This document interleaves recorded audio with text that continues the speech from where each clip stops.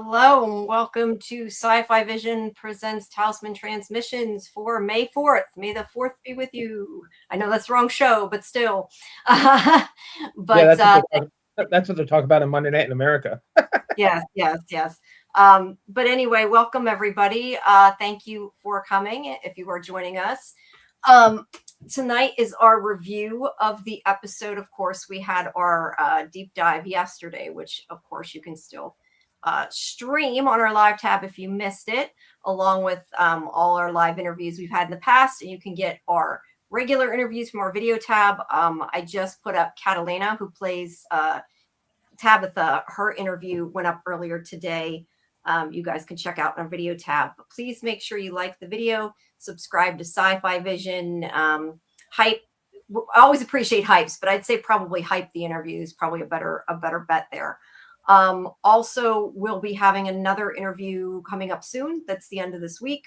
Not live, but stay tuned for that. And then we also have Elizabeth Saunders, who plays Donna, will be coming on our show live on June 3rd at 7 p.m. Eastern.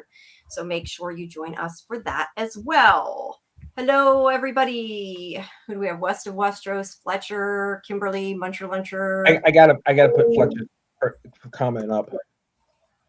What about the Jedi? No. No, time for sci-fivision. Sci-from-vision. Yeah, he's oh, nice. Yeah, very good, Fletcher. All right, well, welcome everybody. All right, well, what did you guys think of this episode? I feel like going by the internet, it's been very dividing. A lot of people didn't like it. A lot of people did like it, but it seems like either you did or you didn't. So what did you guys think? Karen? I mean, I thought it was a perfectly fine episode. I didn't, I did not like it. But it wasn't, look, it's the third episode. And so we had a couple episodes where a lot of stuff happened. And now we're going to have an episode that's a little slower. And people are going to move around. We had a couple of big moments, and I thought I generally thought it was an okay episode. Jamie, go ahead, AJ. Then I'm going to ask Jamie a question. No, finish. Okay. Yeah, I thought it was a good episode. I mean, I can't think of a bad episode of From. I mean, stuff happened, but I'll tell you what it did to me. By the end of the episode, I had a million theories. I said, maybe because it was a slower episode, there wasn't as much going on, so I wasn't paying as close attention, and the wheels started spinning. So yeah, I've got some ideas that I'm going to share tonight. Some of them I might be completely off base, but I feel like I got some of these ideas that are in the ballpark. Jamie, when you said the internet is divided and you either liked it or you didn't, are you saying that people actually hated it and thought it was bad? Yes, a lot of people did not like the episode. I'm not sure. I think because there wasn't as much action, probably, in all honesty. Can't please everybody. Yeah, not everybody loved it. I liked it. I liked 1 and 2 better, if I'm honest, but I still liked it. I didn't think it was bad in any sense. I thought it was still pretty good. So. We have a no bueno in the chat. We have episode was okay, like a build up. I liked it, but I would have chosen a different scene to end the episode. I was expecting Victor flashback of Man in Yellow with all that build up. Yeah, it might be too soon for that yet. I think it's a great idea, actually, how to end it, but I just wonder if they're going to hold that for a much longer time from us. Yeah. Well, we got a lot of things, I think, in the first 2 that they could have held. We were talking last night about how they maybe could have held the whole Sophia thing even longer, or, finding Jim's body longer. So I feel like they have to hold some things, you know what I mean? They can't make everything be now and they can't make everything last. So it's just kind of hit and miss. But I don't know. To me, it was still good. So it didn't really bother me. I get what he's saying, though. It was Fletcher that said it, right? That wanting to know about what Victor remembers, because I think that is kind of a big thing, a big part of it. But you know, I mean, I don't feel anything should be. I mean, I'm gonna put Fletcher's comment up here because this is a perfect kind of what I'm thinking. Yeah, it might be too soon. Yeah, it's only season 4, and you know what I mean. Like, Okay, we've got the man there's in yellow 7. just came out in season 3. It's not like we've been waiting since season 1 to know who the man in yellow. That's a good point, Karen. He Actually, no, no, we haven't we've been waiting since season 3. Well, yeah, ever since we saw the picture. Okay, so yes. My point is, there are 17 episodes left. Yeah, that's a long time. And a lot of story. I feel like it's moving towards an ending. So to me, it doesn't bother me. But I didn't feel like it was filler. I see Wester said it was semi-filler. I've seen people say that. I don't think it was filler. I didn't feel like it was either. When you learn things about that you didn't know before, that's not filler. You know, it's not like you know, we had an entire episode of, you know, Kenny playing chess with Acosta or something, you know, like what I mean? Like it's not, you know, filler episodes are when they completely detract from the main story. That's a filler episode. Every episode has something to do with the story. I would say, though, just to comment on something I lost where it went, that they're saying about Ellis and Fatima. I do think, though, there was some stuff that maybe we didn't really need, like the stuff with the whole rage room. Like, I don't know that really served much of a purpose. I mean, I get it, and I know why they put it in, but it wasn't like necessary to the story. And it felt like that part sort of maybe slowed it down a little bit. But see, I disagree with that. I thought the rage room scene was great, because if Fatima is, you know, kind of better now, you know, then we know why. I mean, if you know, Fatima just goes from, oh, I birthed a monster and now everything's fine, you know, it has a purpose. I think Jamie might like a faster story, because I'm remembering that Jamie also, we talked about the funeral on Daredevil, and Jamie's like, well, I didn't need to see that. That was kind of filler. I didn't really need that. And I was like, that was a great scene. Are you kidding? That's like all about how he puts on, you know, I think that, I wonder, Jamie, if when you watched this, when you binged it all on your screeners, did you feel like it was filler? No, I didn't think about it until watching it now when I've rewatched it. So that's a fair I was just going to say, how many, and what was that, your 4th time seeing it? I think I've seen it like 7 now. Okay. We rewatched it 3 times Saturday. So. All right. So some other people, Kimberly liked it, felt there was important information and some more questions. Lucas Hartley loved the episode a lot.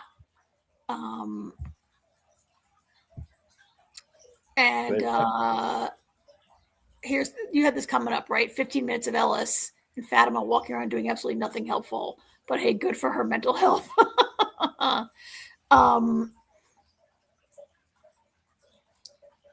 And then we have some more. I'm trying to see.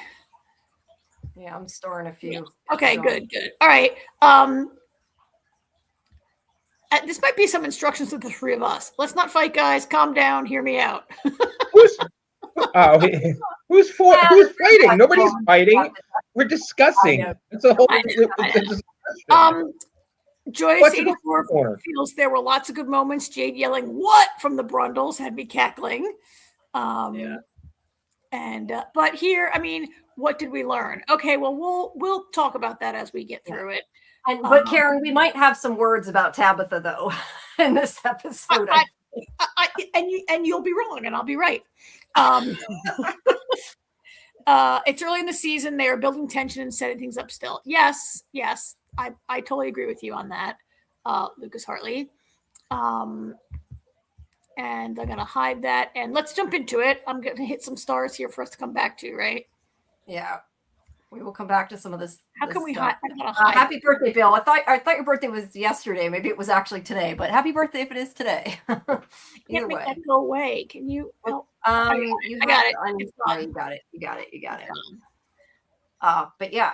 All right. Well, sorry, I have Discord up instead of my image. Hold on.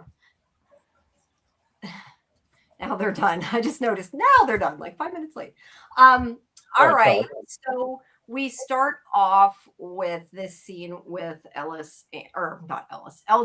and Fatima, where Fatima is kind of, I don't want to necessarily saying forgiven Elgin, but she accepts that they both were, played by the by the town, for lack of a better way. But what do you guys think about that? I mean, are you surprised that she already is like, I don't want to hate you, we don't have to fight, is kind of what she said?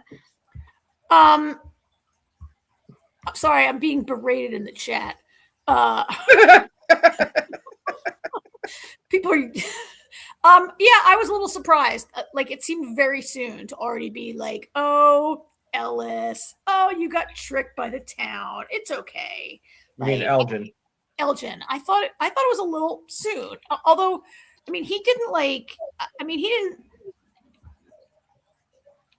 Sarah's done worse. Other people have done worse. I mean, he grabbed her and locked her in a shack so the kimono lady could get her.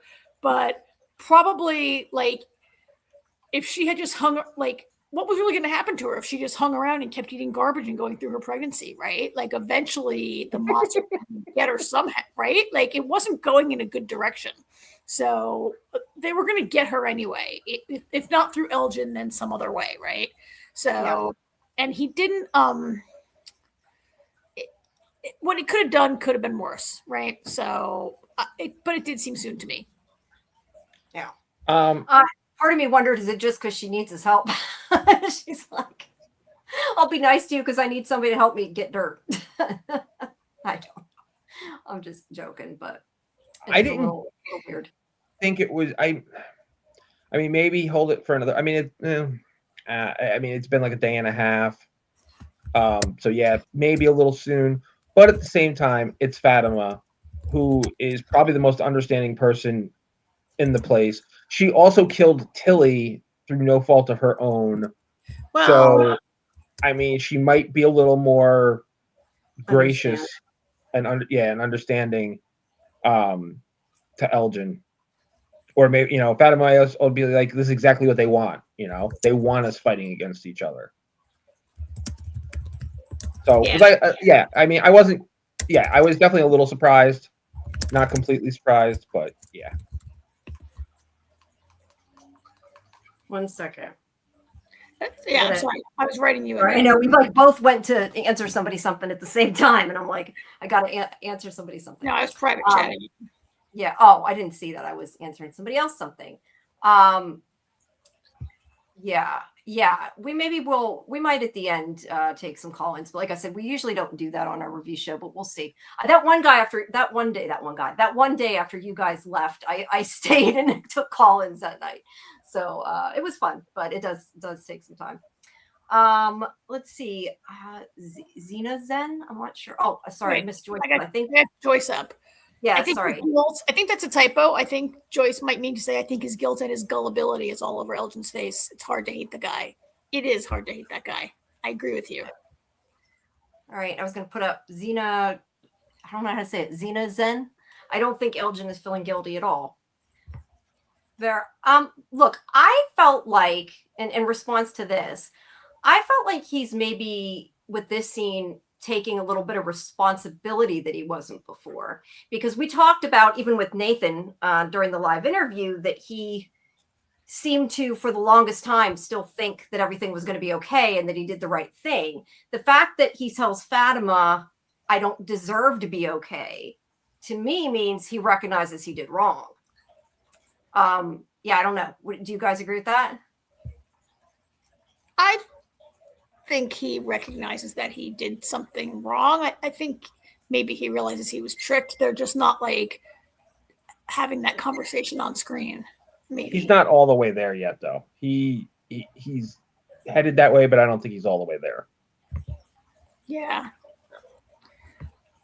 And somebody else had a comment here about it, maybe, but I haven't. Fletch said, what about Fletch's? What would happen if Elgin didn't put Fatima in the cellar? I think he kind of helped her by speeding up the process, actually. Boyd couldn't do anything with that baby. Yes. Yeah. I don't think anything was sped up by Elgin doing what he did. I think it Well, made they it didn't have to easier wait for 9 them to get. I think it made it easier for them to get access to her. If she had been outside or in, anywhere else, I don't know how it plays out necessarily, but she definitely doesn't pull open a hatch in Colony House and go down to the monsters. I mean, No. I always thought that baby was going to be abnormally fast pregnancy. In fact, I said it like a year ago. I happened to rewatch an old interview we did, and I mentioned it. I think we all agreed. Everybody thought that. I mean, we weren't going to actually, on a show that's been 3 seasons and it's only like day 30, we certainly were going to see a 9-month pregnancy drag out, right?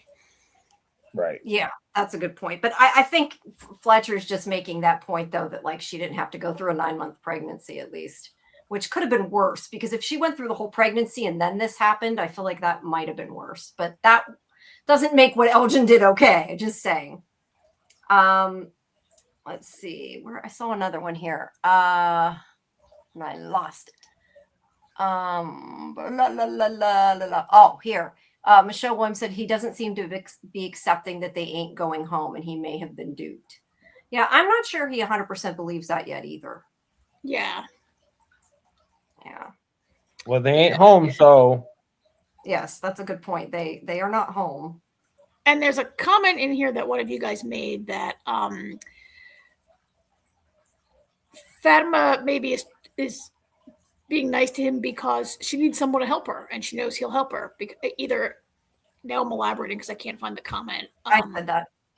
What? No, somebody typed it in the Oh, chat. okay, I didn't see somebody typed it too. Maybe that all right, I did not see that. She needs somebody to help her, and she knows he will help her. And I guess he'll help her because he feels guilty, right? And also, like, she can't tell people because then she'd have to tell the whole story. Is she supposed to be pretending to be still pregnant, I guess? No, I don't think so. I don't think anybody even knew she. Oh wait, did they know she was pregnant? Like, they know she was kidnapped, but I don't know if they ever even told anybody she was pregnant.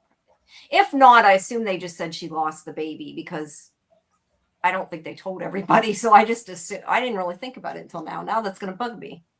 Yeah, I think either maybe they didn't know she was pregnant or they said she lost the baby, but I don't know if they ever said she was pregnant. I feel like the only person that knew she was pregnant was Tilly.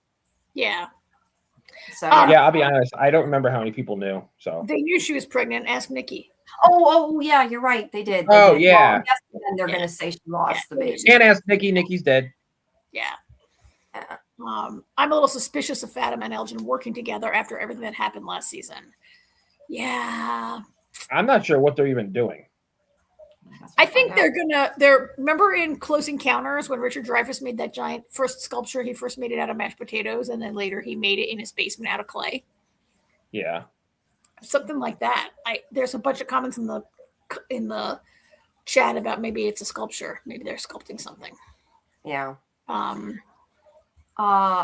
right. Lozota says the monsters live down there. Maybe they need to be born underground in their earth/soil. Maybe it would have gone differently if he hadn't taken her down. I don't know. The world may never know. Yeah. Although when she took the egg out, she was that still? Yeah, I guess that was still below ground. I was trying to say, I guess that was still below ground. Just all not. Right. What's the next scene? Let's make a little progress in our chat. Yeah, let's go a little bit. We'll come back to a lot of you guys. Yeah, some of them we kind of go in order when we do this a little bit, and then we'll come back. Oh, but wait. She's gonna set him up. Revenge. Yeah. I don't know that she's that kind of person, but you never know what the town is talking these people into behind the scenes. All right. So, okay, that's not me. I know I'm a loud typer. That's not me. Sorry. All right. All right. We'll get to the stuff about the dirt when we get to that part of the episode. Yeah. Okay. So yeah, but she does say she needs from him, and then later we find out about the dirt. All right. So then we have Boyd, who is slowly having issues. I don't want to say slowly, but he's slowly getting worse. He's thinking about his wife, about what happened, about having to kill her because she almost shot Ellis. He's not having a good time, and he's having these nightmares. Yeah. I'm trying to think of what to say specifically at this point. I mean, I anything else at this point. that nightmare seemed to really be like reliving the real situation. It wasn't like a weird nightmare. It was like like he's flashbacking on what happened, right? Yeah, it's a memory nightmare was what I was trying to think, and wasn't really the right description, but let's see. Sorry about that. All right. So but yeah, there's kind of more with that a little bit later, but he does wake up. And then he goes to talk to Acosta. Now let me ask you guys this, because I don't know, it may not bother you. It bugged me, and I know some people thought about it. I can still be okay with it, but I just wondered if you thought anything of it. They only have a sheet up in the window or the wall or whatever you want to call it, where the car came through. Does it bother you they stayed the night there? I mean, that's kind of what they did to the RV, but I would assume if something can move a tent, that putting a sheet up and then staying in the police station should not be that safe. So I don't know. Did that irritate you at all, or did you not think about it? Did you not care? I didn't think about it at all, but I will ask you, if she could lock that door and have a talisman in that room, would that be the same as being in any enclosed space with a talisman? If she's the only one that stayed, yes. We don't really know if Boyd stayed again or if Boyd went back to Colony House again. We don't know for sure. So or if he has two talismans. Boy, there seem to be unending. Yeah, there could be an extra one, I guess. I don't know. It just, to me, it was kind of funny because they show that wall sometimes, and there's like nothing there but a sheet. It bothers Alyssa Ann. That bothers me. I was wondering what happened with that. Oh, that might be the wrong quote. I might have picked you out of a different part of the chat. But I didn't think about it at all. Like, people going to, like, I feel like that part of the story is pretty established, and if people were going to be unsafe in a room, we'd see a big deal made about it.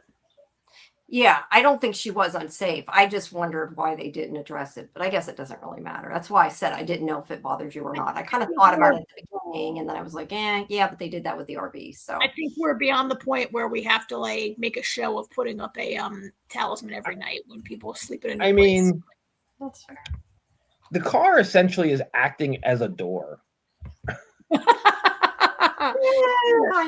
It was flat. I mean, there's not really room to get around it. It's in the wall. Yeah, I don't know. They show a sheet, but that might have been in the preview. I'm not sure if they've shown it, like when they've shown the wall, so I'm not sure. But yeah, I mean, you're right. It might serve as blocking it. I don't know exactly what the rules are for that. But you're right with what you said too. Maybe he locked her in the room and he stayed at Colony House. I mean, we didn't see Boyd go to bed, so oh, you know what? We saw him wake up. Didn't he wake up right after that? I was just going to say that. Yeah, we do know he slept there. Okay. Yeah, he didn't go to Colony House. Okay, here's a very disturbing comment in the chat that I can't pass this. This is really upsetting to me. Real talk, we're shipping Boyd and Acosta. No. I'm not anyway.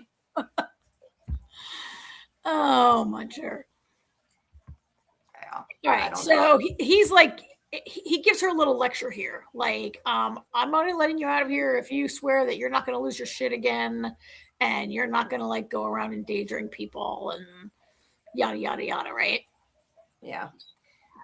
Tony said the vine saved Boyd, so a sheet should. That's fair. They did. I don't know why they were able to move the tent. That's another issue, but that's, the tent. That was the wind. Yeah. Yeah, it was the wind, sure. Or the big spider, right? All right. So, yes, you're right. He's saying, I can't let you go unless I know you're not going to pull that shit again. That is pretty much what he's saying. And she tells him, that how Christy said there were so many people with different schemes and that everybody's dead. I love, though, how he's like, what feels different this time? Like, is that supposed to give her hope the way he said it? Because it didn't seem very, I don't know. It just was kind of funny to me the way he said it, because she's like, well, yeah, they probably thought that too. Well, and it's a little bit of like, I mean, that doesn't prove anything, because plenty of people who didn't have schemes are also dead. It's not only people who try to get out are dead. Plenty of other people are dead also, right? That is true. That is true. I just thought it was kind of funny the way he said it. Yeah. But the point is, she wants a bullet, and she says that she'll go into the woods so he doesn't even have to clean it up. So she's given up now. She's completely given up hope. She wants to unalive herself. We'll go with that. And shoot herself. And she's asking him for that. And he doesn't answer her at this point. Now, I want to ask you guys your opinion on something. We had in the first, I think it was the first episode where Boyd was counting the bullets. And he was saying like he wanted to make sure they had enough bullets because we might have to choose how we go. Right? Mm-hmm. But then this happens. So I think it's really shining a light on that. And it makes me wonder, going by what he said before, now that he's confronted with it, like I don't see him letting her do that or actually giving her a bullet, regardless of what he was thinking before when he was counting bullets. Do you agree with that or do you feel differently? I think, where'd Karen go? Oh, I'm sorry. I turned my camera off for a second. I agree with that. I think as much as Boyd talks, Boyd's not going to actually let anyone else make a decision ever. And if you say to him, I've decided, I'm ready, he'll be like, no, sorry. He's doing it right now for Acosta. Now, granted, it's the right thing to do. Acosta's not in, I think, the mental space to make that decision right now, right? But I don't think Boyd's ever going to give anybody a bullet. All right. And I don't think he intends to. I think his plan is like at the time of a massacre, do all, Jim Jones it and all 47 of them like are killed, at the same time. Not that he's going to let people I don't think Boyd's going to really let people make that decision. Yeah, I don't think he quite got through it. At the time, he felt like he'd lost hope. But yeah, like I said, confronted with it, I don't think he'll ever actually do it. Yeah, I don't think he's going to actually give her a bullet. Of course, she's going to change her mind anyway because she's going to find something important in that mess. Yeah. Big X says you turned into a banana. I just saw that and thought it was funny. Yeah. Lucas Hartley says, I hated Acosta last week. Now I'm sympathetic again. I think a lot of people feel that way. Yeah, I wonder though, a lot of people I think feel that way because they like Samantha though too. So I question because of the show or is it because I feel like the hate on Acosta last week was a little strong. I mean, I was very pissed off and thought she was lost her fucking mind, but I didn't hate her. I understood her thought process, but it wasn't all the way thought through. Like, she could have, like I said, she could have done what she did without endangering everybody's lives. Driving the way she was. That's true. She even says to Boyd, like, I'm sorry, that wasn't me. Like, she kind of admits that she was having a freak out. See, I think when she said that to me didn't play as well as it should have. I felt like she flipped too fast. Like, I get that she lost hope now, but her saying that wasn't me, I don't know that I bought she feels like that wasn't her. I feel like now she's frustrated because it didn't work, but I don't know that I buy that. You've never had a moment where you just like can't take it anymore and you just fucking and then later on you're like, oh my God, why did I do that? No, definitely. I'm just saying that to me, I don't know, the way she said it didn't play as well as it could have. It seemed like really, I don't know, like she was so sure, you know what I mean? And I don't know, like to me, it would have, I guess, I mean, I don't write the script, but to me, it would have made more sense if she said something like, I overreacted or I got too upset or something. But to say, I don't know, just to me, that line just doesn't work. I don't know. I'm sorry. Yeah, I don't know. It's just me. Don't mind me. But otherwise, I like that she at least is finally seeing that, that she is wrong. But I don't want her to completely lose hope and not try. And I think that she needs to be there a little longer. I feel like probably everybody in the town goes through certain stages, almost like the stages of grief, right? There's like, they can't believe that it's real. And then eventually they accept it. But yeah, so I think that everybody goes through that to some extent. Well, yes. Fletch nailed it right on the head here. We have to have one each season. Yeah, I agree. Kelly says she wasn't my favorite, but now I like her. I understand about shooting Nikki, but it was always the handcuffing Tabby that I will hold against her. Yeah. See, I don't have a problem with handcuffing Tabby simply because at the time, all right, this is a woman who left the hospital that the police are now looking for. As far as she knows, she's hysterical and hallucinating because, Acosta doesn't know about Fromville yet. So I get it, you know. I mean, think about it. She handcuffed her beforehand, and Yeah, she has she no may have idea what's right going on. she I saw mean, the in monster. her mind, she's handcuffing her because she might be a danger to other people and herself. Yeah, You know. that's fair. That's fair. Because I was thinking she had seen the monster, but she hadn't. She could have went back and unhandcuffed her though, would have been nice, but she was at that point, I think, full freak out mode. So yeah, I get both sides of it on that. Michelle Williams says her superior attitude was insufferable. That and zooming past the child was unacceptable. Talking about with the ambulance. Lucas agrees driving past Ethan on the road was really bad. I do agree with that because it's kind of like,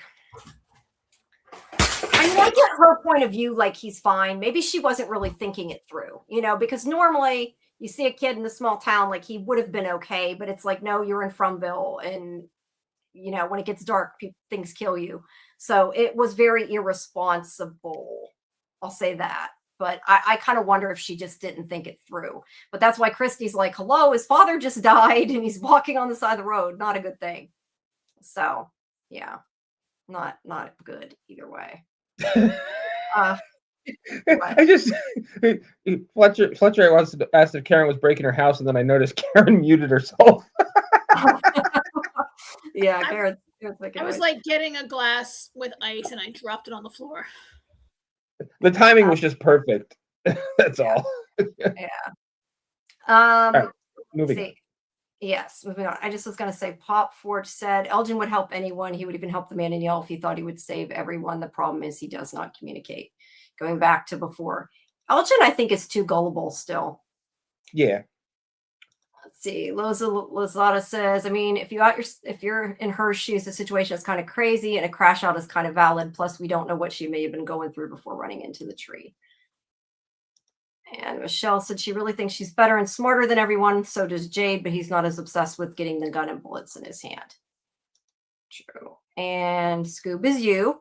I'm like, somebody else is here. I'm like, oh, that's you. All right. So yeah, either way, she's in a bad way.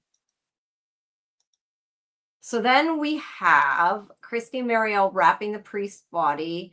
Kenny brings in her father, Sophia's father's effects, and she wants to tell him goodbye before they take him to the service.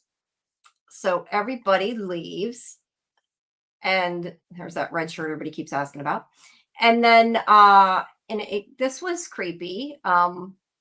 Not that I didn't expect her to be creepy, but yeah, she says something like, "You were fun," and that she couldn't let him go without having something to remember him by. And then she proceeds to pull out one of his bloody teeth and clearly enjoys it. Now, what do you guys think about this? Because we have to go back to, obviously, Smiley had a tooth in his wallet. So you guys tell me what you think first, and then I'll tell you kind of what I had said before. Smiley, wait, hold on. Smiley has a wallet? Smiley has a wallet? It was with his wallet. I don't know if it was in the wallet, but when they took the stuff he had in his pockets or whatever, there was a tooth, a human tooth. Oh, that's right. I forgot. I completely forgot. I don't know or care about the tooth.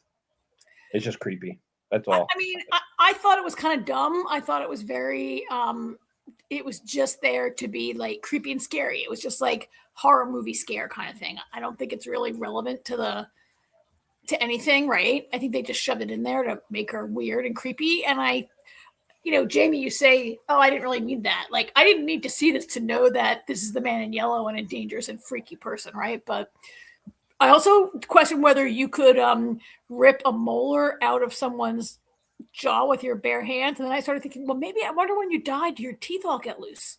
Like, I don't know. Not that fast, I don't think. But he's dead for like a long time. Oh, yeah, he's been dead a couple days. Yeah, I don't know. But to me, it did have reasoning, though, because I think it could be like a trophy from a crazy person. But I didn't think about Fatima losing her tooth. She lost her tooth, though. She didn't take it. She pulled it out because it was falling out. I feel like that's different. But it could be connected because of Smiley. But I think maybe, and I said this before, my whole theory, like that the monsters are collecting clothes for Man in Yellow. It made me wonder if, to expand on my theory, maybe it isn't just the clothes. Maybe she needs like a piece of their DNA or something. Like maybe, although he's already dead, there'd be no reason that she would turn into this guy unless it was like another cycle. But it did kind of make me wonder that. And I feel like because Smiley had one, there's some significance. Yeah, Michelle says he might be collecting them for something. I don't know, but I definitely think there's a significance. I'm not sure what it is. But yeah, something with it. Yeah, because Dater says, because the thing in yellow is strong. Yeah, I don't know if you can pull a tooth out like that. That's interesting, but I'm not going to like try to find out. So I don't know. You'd have to ask a dentist, I guess. But you think about when you get your tooth pulled, like they got to use pliers and all kinds of shit. So I would say probably not that easy with a normal person. But well, for a healthy tooth, yeah. Yes. All right. Anyway. All right. So yeah. There's the gross bloody tooth. Oops. All right. So there is Jade's wall again. I know here we don't do the deep dive, so there's kind of no point of going back through some of that. There was something on here though I feel like I wanted to ask you guys about. But I didn't want to go at length into it. And I don't remember specifically what it was. Yeah, I don't know. I don't remember what it was, so it will not that much. Yeah.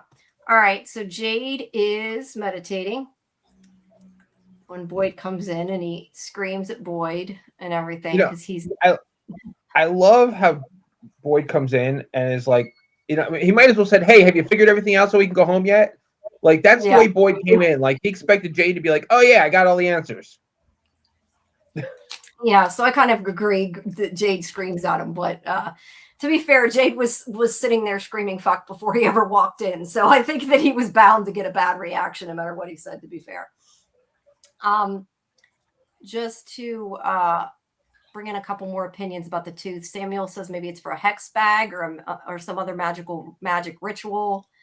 Xena Zen says Manuel probably uses the teeth or belongings of dead people to shapeshift into them in the next cycle. That was kind of where I was going. Is that a possibility?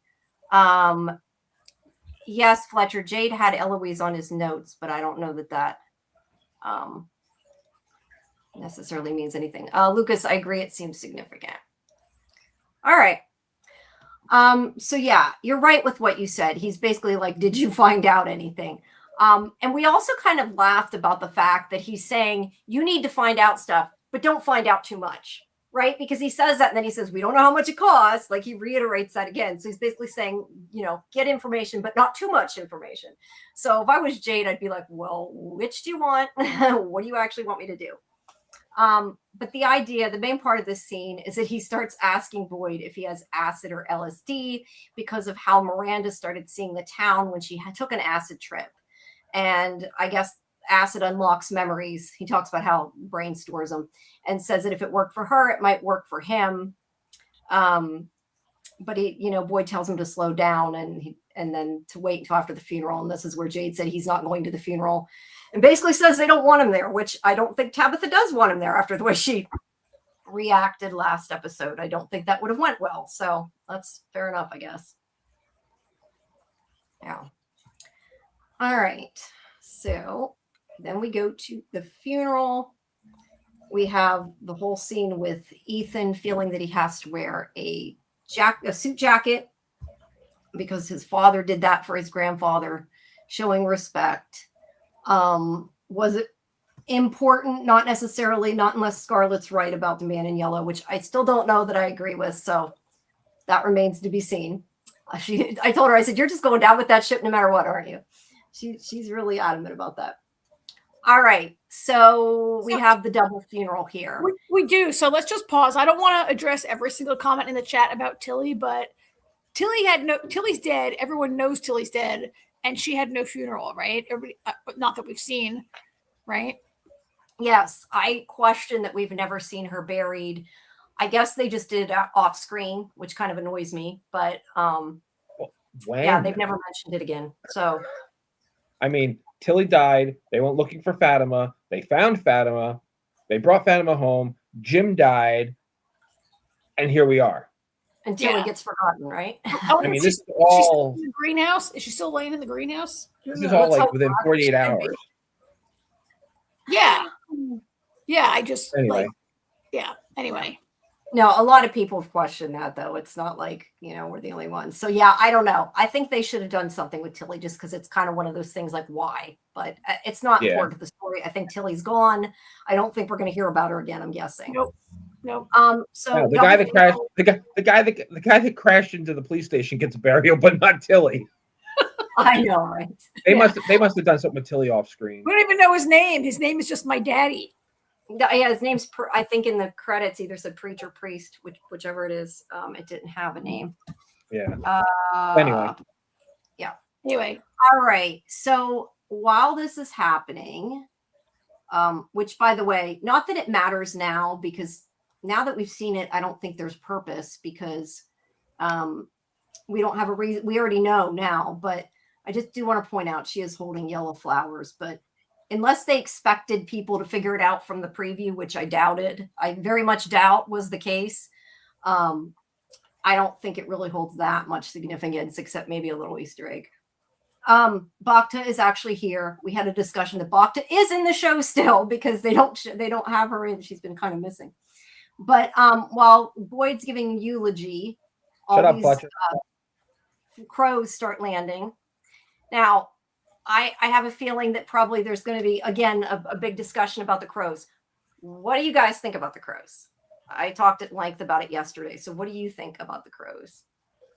I think that the crows are the souls of dead people trying to warn people to stay the fuck away. And that crow specifically is probably Jim. Well, there are a lot of people in the chat think that crow is Jim. I saw everybody in the chat. Damn it, Fletch got him started. But I had everything on hey, you can't see my phone. There it is. I had my notes that I wrote earlier. So it was before you, Fletch. Well, hey, Fletch has a slightly different. I think those crows are the trapped souls of the ones that died in previous cycles. That's what you're saying, AJ. Kind of the same thing. Yes, exactly. Yeah. I remember. Also, though. Yes. Did you guys? Now, was it just me, or did you guys also notice that Sophia looked extremely surprised about that crow and looked a little nervous? Yeah, she looks confused. So I definitely don't think that she brought them. I was just going to say, I remember when we did the producer's interview, and I remember my cousin Lizzie said something about she thought they were souls. And I remember back then thinking, I didn't think of that. So that's pretty. Yeah, and I just recently watched that interview, and they made a comment that maybe Lizzie, when she gets old enough, should come work for them because she's smarter than she should be. Well, yeah, I don't know. I had forgotten until we started talking about it that she had said that, but yeah, she said that way back then. So pretty good idea. So yeah, what I wanted to ask you guys though, what you thought about, what confuses me is that they make a point of saying later in the episode, when Sophia asks about the crows, he says that we see them at the tree, but that they hadn't seen them in the town like that before. Now, we know that the pastor did not see them at the tree, and he was at the tree before Sophia came up. We're never going to hear that story because he's gone. But why do you think they weren't at the tree then? Like, what is the reason that they weren't there? We didn't see them. We just didn't see them. All right. I don't know. To me, that's something that was like kind of a big thing, and I'd like to know why and understand why. But I thought maybe Sophia was already in the car, and then it would have made sense. Wasn't. But she wasn't. No, she wasn't. She wasn't. He gets to the tree, and that's where she intercepts him. Speaking of the tree, Michelle says Sophia looks extremely bothered and tense by the crows. Sorry, go ahead. No, that's right. It's something we have not seen anybody do, and how come we haven't seen anybody try to climb over the tree and keep walking? I'm curious where they will end up if they don't know. But a lot of people have asked now why they don't go back to the tree, and they only see the tree once, then they're in the town. Well, they can't get back to the tree. Right. So they would have to do it before they ever find out they're lost, right. I guess would be the answer. Did we not see people drive around and drive the other direction and see the tree again? No one ever sees the tree again? Who's ever seen the tree? No, we've had that discussion. Once you see the tree is when you end up lost. You never go back. Yeah. Once you see the tree and you turn around because the tree's in your way. I wish someday like a truck full of lumberjacks or like somebody would show up who just happens to have a chainsaw in their trunk and they would like cut the tree and go through. I don't know if that would be a bad thing, though. I question if that's good or not. That could be a very bad thing. I mean, we'll never see it, but yeah. Michelle said that Ethan climbed onto the tree, and that's why the crows came. He did. So they were already there. Well, no, but he did climb onto it. I meant yes, he did climb onto the tree. Keep going, kid. Keep going. Right? Might have been. Kaiser said, we've never heard the kids and Tabitha say their final goodbye to Jim. Something felt off about that. About this. What do you think about that? I felt like that was just a time thing. We don't need to kind of cut it. It was off screen. Yeah, if people are complaining about some of the other stuff in the episode, spending 10 minutes for them to say goodbye to Jim would definitely feel. Yeah. Well, and if you want to make a big deal that she's in a town of strangers and shouldn't leave her kids with people she's known 30 days, then maybe she doesn't feel like pouring out her soul in front of a bunch of strangers that she's only known for 30 days to say goodbye to Jim. And that's a thing she can do privately. Well, Tabitha said goodbye privately, though. Also. And yeah, she did. I was just gonna say, Tabitha did say goodbye privately. She did see them say goodbye. I mean, yeah. I mean. Yeah. Scarlett said, now that I've seen Ethan in that loose, itchy jacket and saying a suit shows respect, I cannot not see him as man in yellow. Yes. Before you got here, I was telling them you're going down with that ship no matter what. You're committed to that story. We'll see. There's a similar comment from someone else in the chat that like, even though that it's unlikely in this person's eyes that Ethan would be the man in yellow, that I feel like it's Zen and Zen. I feel like Ethan's coat scene had some significance. I know it is unlikely that he becomes man in yellow, but it's interesting how man in yellow was wearing a coat when killing Jim. I mean, yeah, but like Boyd wears a coat around. Boyd wears a sport jacket in most scenes, right?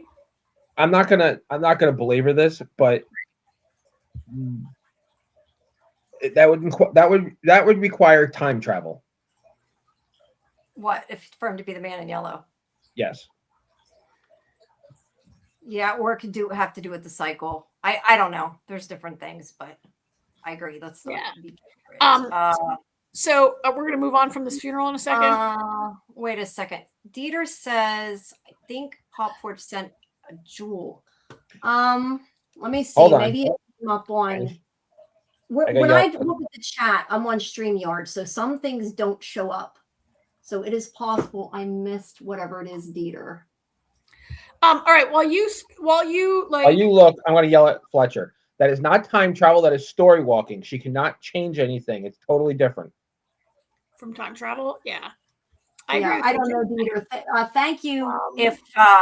If somebody did send a jewel, but it didn't pop up, or if it did, it must have disappeared because it's not on StreamYard. So I haven't seen it.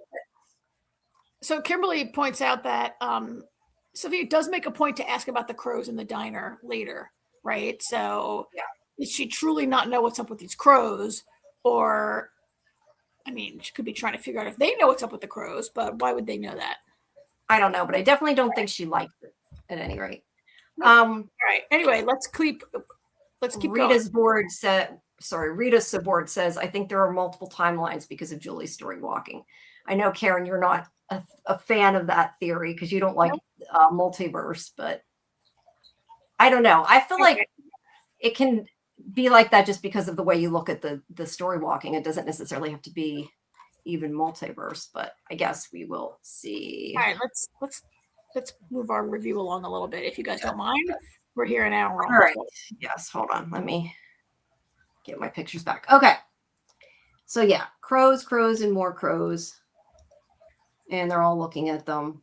And somebody I know commented, I saw on Facebook, that freaking Randall isn't looking at him. To me, he looks like he's looking at the crow on the ground. Everybody complained with the trailer. Nobody was looking at the crow on the ground. He's looking at the crow on the ground. And now people are complaining he's not looking at the crows in the sky. Like, you can't win. So I mean, it's one frame out of an entire scene. You can't. No, I know. I'm just saying. Let's see.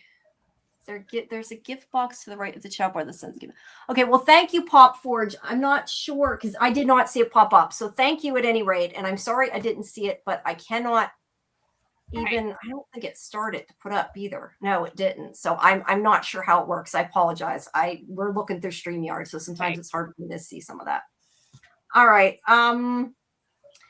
That is a good question. How many people are there in the frame? Did anybody count? 1, 2, 3, 4, 5, 6. Oh, Jesus.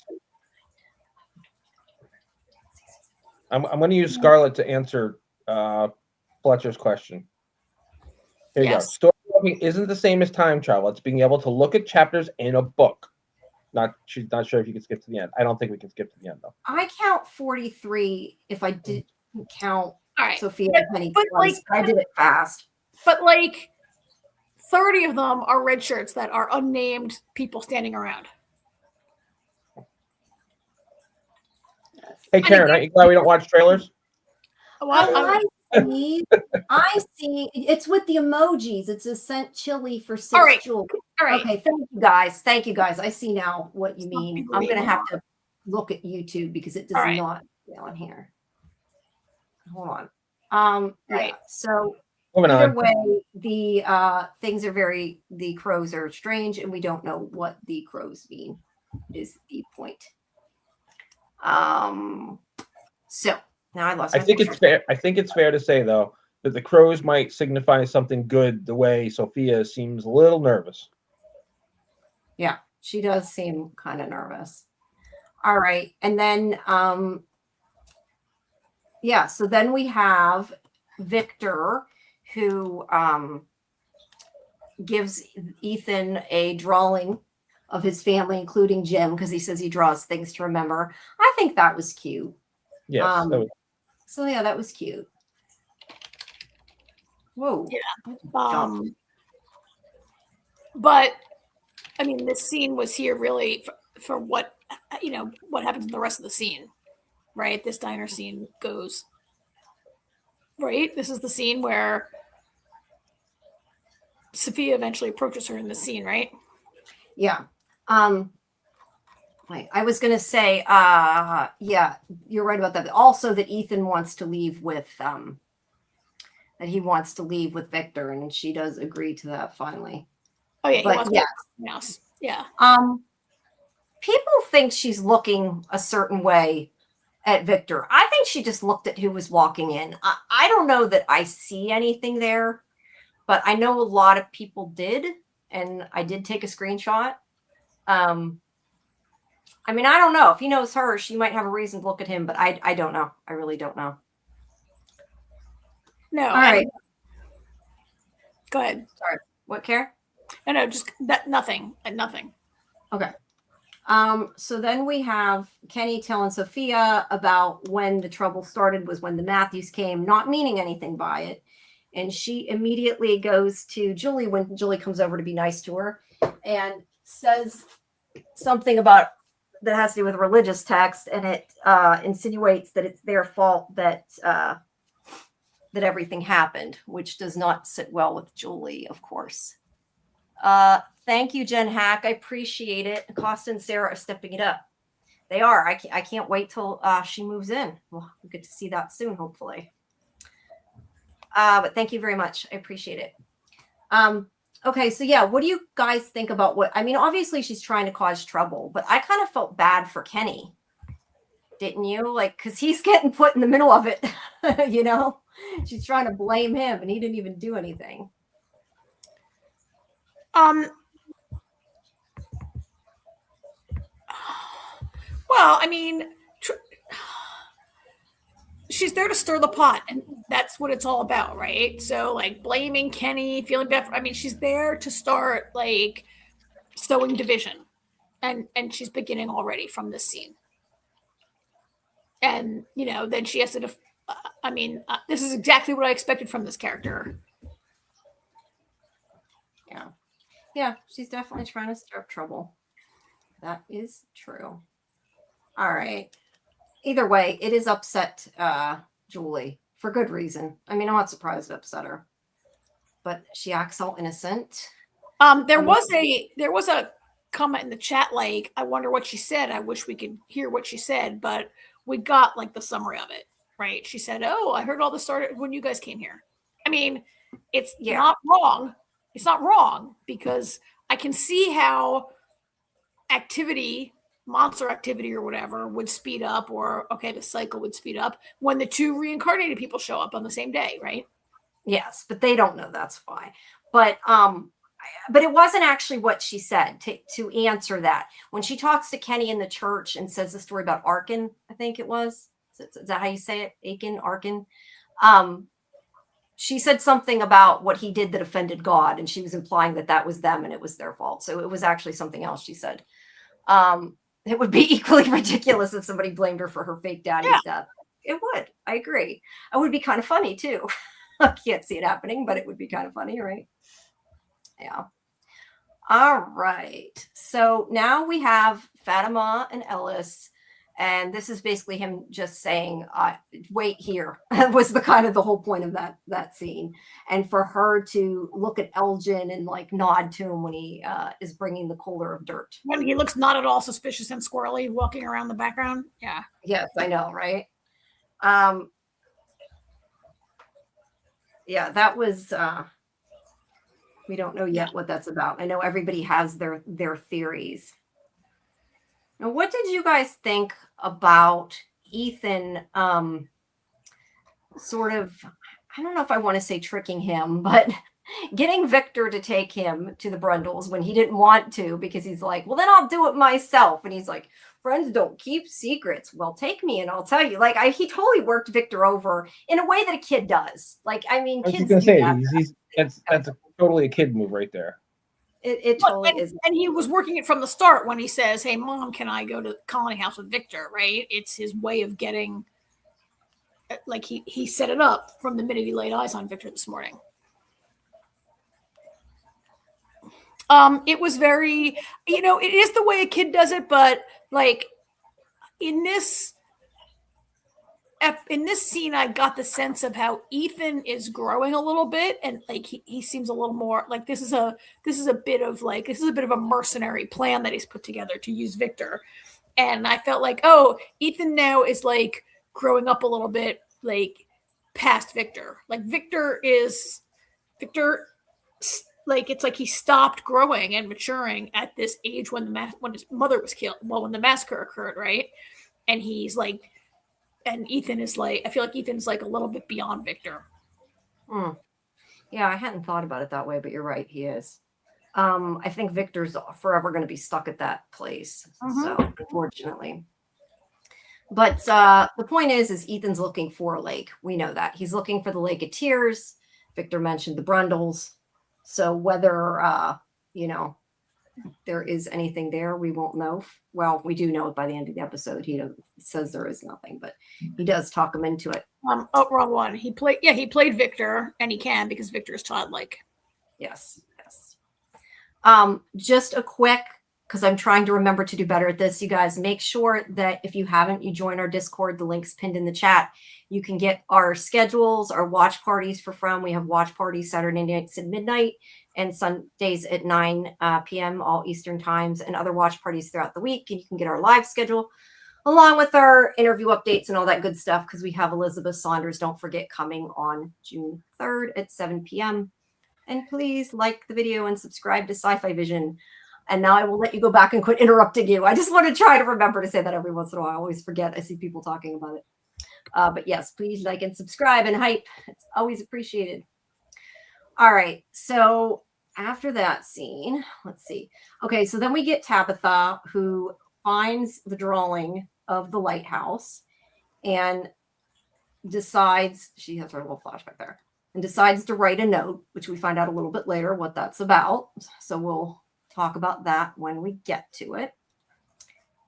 And then we have Julie here, who is kind of sneaking out and going to go down in the collapsed house. And she's kind of caught by Randall, who is going to help her. Worst plan ever. I'm not sure which of these two plans is the worst plan ever, but I think we mean Tabitha here. Yeah, I think we do too. I like that. Pop says, if you don't like and subscribe, then you're going in the box. I agree. We'll put you in the box. So let him do some shit or something. That was, I think, later on. But he says he'll help her because she's going to do it no matter what. I like that he's stepping up and helping. I've said that before. Well, thank goodness he's there. Hello? What'd you say? Oh, sorry, I'm losing you guys. My VPN is trying to cut us all off here. Can you hear No, me? I was losing Jamie too. Sorry. Okay. What did you say? I was gonna say, she's lucky that Randall is like looking out for her. Yeah. And keeping an eye on her. Like he knows what she's up to. He knows she's up to something, and this is the right play here. Yeah. Yeah. He's becoming like a big brother to her. I feel like, so that's a good thing. All right, so then we go back to Acosta, and this is where Boyd tells her that before he gives her a gun, he wants her to do something, which we'll find out in a bit what that is. And then Jade.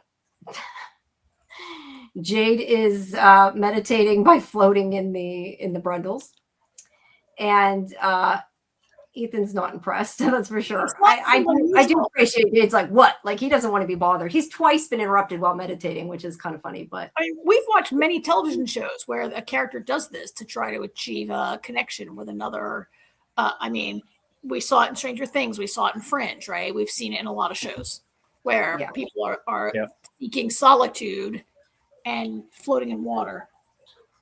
Mm-hmm. So he's just. Yeah, it doesn't seem to help him, though, at any rate, yet.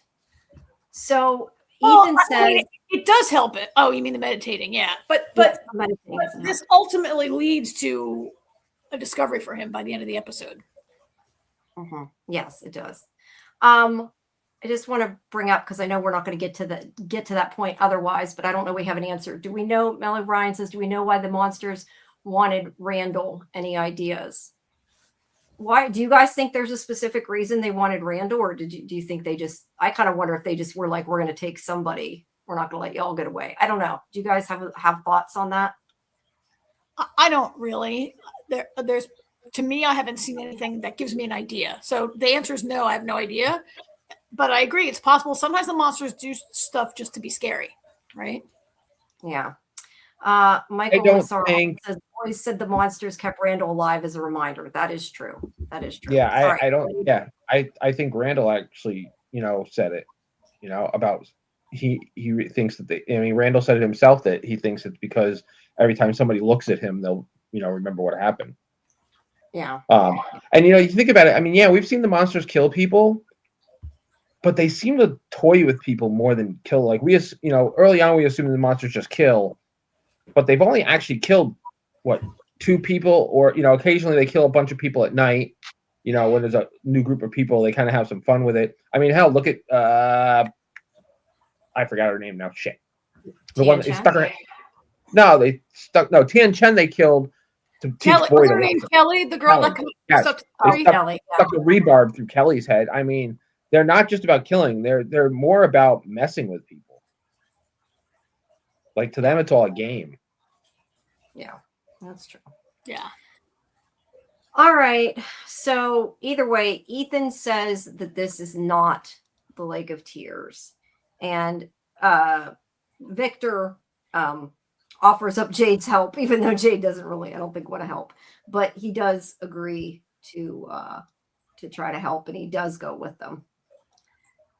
And then we have, again, the collapsed house. Now, this is where Randall says, let me do the cool shit for a change. It's good for my self-esteem. I did like that line. I thought that was cute. So yes. Now, and here's the church. Okay. So back with what we were saying before, Sophia says that in the story of Achan caused all of Israel to suffer because he offended God. And that's where Kenny asks if that's what she told Julie. And he says, everybody has a bad day here, and that they're one day away from losing hope. Everybody's one day away from losing hope and giving up. So he doesn't like that she said that, but he doesn't really do anything about it. They start talking about where's she going to live. And she wants to live with Sarah. And he's like, That's you don't gonna want to live with Sarah. And she's like, well, she was so nice to me. She's a good person. I don't know if she has plans for Sophia. Oh, absolutely. Oh yeah. But I think maybe also she's getting on Kenny's nerves too when she does that, because Kenny's like, you don't know who she is, you know. I mean, those scenes were a little. I mean, she just seems so fake to me, but I guess because I know she's fake, right? But she's like, oh, I've seen Sarah's kindness. She's a good person. She's not, or says she's not a bad person, I think is what she says, right? And Kenny says, you have no idea what kind of person she is, because presumably Sophia would not be aware that Sarah has removed Elgin's eye with a screwdriver, right? Like, that's true. Like, she wouldn't. Nobody in town knows that. She shouldn't know that. I mean, Sarah helped her find a pair of glasses, and like based on that, she thinks she's not a bad person. I think she's talking about she knows what she did to Kenny's father, because she says something like people around the town talk, which I'm sure they do. So, yeah, she still knows some of that. Of the stuff that's going on around. Yeah, anyway. I mean, that's kind of bullshit. I think she's been there for like less than a day. Oh, I'm not. Yeah, I mean, welcome to town. Watch out for that girl. She killed Kenny's father. Maybe people might say that. Maybe not. I don't know. Yeah, I think she may have known just because she already knew, but that's her reasoning. Is my point. Yeah. Where'd it go? I was gonna say. Jay was saying monsters didn't kill Randall because Julie said his name, and then the monsters knew he was future proof for helping her story walk. Maybe if it's a bootstrap paradox. I think it really depends if we're dealing with bootstrap paradoxes, which I don't know if I think we are, but I don't know how the monsters know that he's helping her with story walking. I don't know. I think he's just meaning she said his name, that he was helping her, so like it. I don't think they even know that she's story walking, because last week when the monster had her on the ground and she's yelling for help, and she's like, there's nobody that can help you. Clearly the monster had no idea. I would have loved to have seen the monster after she blooped out of there. Monster would go like, what the? Yeah, that's a good point. Yeah, I don't know. Yeah. Okay. But either way, she wants to live with Sarah, and yeah, I don't know. That's probably not a good thing, but as not for Sarah. Sarah, but at the same time, Sarah can maybe take care of herself. We don't know. We'll have to see. No, I think there's going to be a situation. Sarah, I feel like I actually was waiting for it when they were downstairs, where Sarah was going to like catch on, and Sophia was going to be like, help me. She tried to or something, you know? Yeah. She's definitely going to mess with Sarah. Yeah, I was going to say, Lola Lozada says, I think Sophia's going to kill someone and frame Sarah to finish turning everyone against her. That is definitely could be something like that. Yeah, it could be. Are you guys, like, we're starring all these, but are you looking to see if any of these come up when we get to them? Yeah, I always do. Okay, no, I just was making sure, because I've been looking at the new ones as opposed to looking at the starred ones. I do see one of these is about what we're talking about. Scarlett says, so with Arkin, does this mean she will kill 36 or the remaining 46 Fromville residents? Arkin's sin of keeping gold, silver, and a Babylonia gown was punished by God for killing 36 people, innocent people. I don't think you're going to kill that many people, or we ain't going to have a show, Scarlett. I have no idea what that means. I think you guys have dug into that. Well, I think that's the story that she's talking about in the Bible, but yeah, I don't think they're going to kill 36 people on the show, though, just because otherwise we don't have a show. So unless it maybe represents, I don't know. Do we have 36 red shirts? We have 36 red shirts, easy, right? I guess, yeah. If we kill almost everybody, I guess maybe then we could. Okay. Also with Manignon, Entertaining Town, Jim dying, the population is at 47. 7 was on the radio on the RV. Yeah. Yes, 47 years since the last massacre. That I didn't realize. But yes, 47 is in a lot of spots. Thank you so much, Jen. I appreciate it. Sarah and Sophia hook up. Kenny loses out again. Poor Kenny. That's funny. Not sure that's going to happen, but it would be funny if it did. All right. All right, so we will move on out of the church. Okay, so back under the rubble, he is looking for the blue bag with books, and he almost falls, but he's fine. We see some of Jim's writing on the walls. I still think part of that may just be an Easter egg because it says, "Where are we?" And it makes me wonder if they did that because of Lost. It'd be kind of funny. But I don't know if Bender directed this one or not. I'm not sure. Okay. So anyway, Boyd takes her into takes Acosta into the basement of Colony House because he wants her to look through all the stuff that they thought was important. They put in other storage places, but they put everything else here. He wants her to treat it like a crime scene and develop a narrative about all the people it belonged to. And he says, she was trained for that. He wasn't. She thinks it's total bullshit, but I think he does actually want her to do it. Whether it'll be, important or not, I don't know. But I think he wants her to do it. He knows something else. I like the Boyd Acosta scenes. I did too. And also there's something else. Keep going. Well, she calls BS. And this is where he admits that she reminds him of someone he could have helped, but didn't, and that he can't change what happened, but he won't let it happen again. And then to think about her putting on her badge, and if she still wants it later, they'll talk. The bullet, I mean. Samantha kind of talked or hinted a tiny bit of this during the interview last week. What do you think about the fact Boyd's kind of seeing his wife in her? I don't know that. I guess his wife was depressed. I can't remember if she was exactly suicidal or not. She might have been. She was killing people. That could be why. Random people. Yeah, she was killing people. She was on a rampage.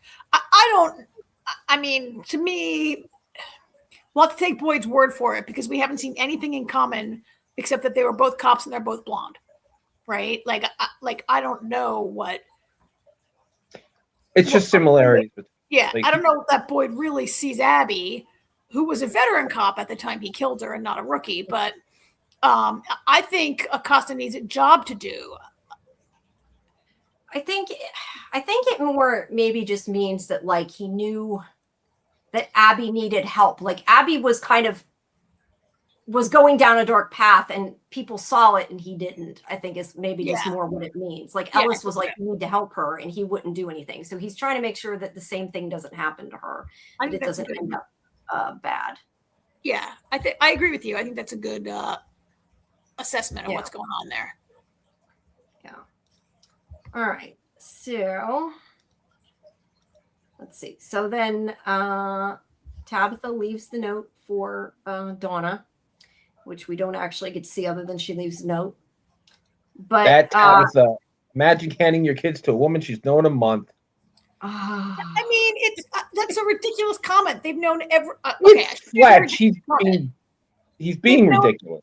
They've known every single person in the town for a month. So I guess, are you saying she should never leave her kid out of her sight ever? She's gotta trust.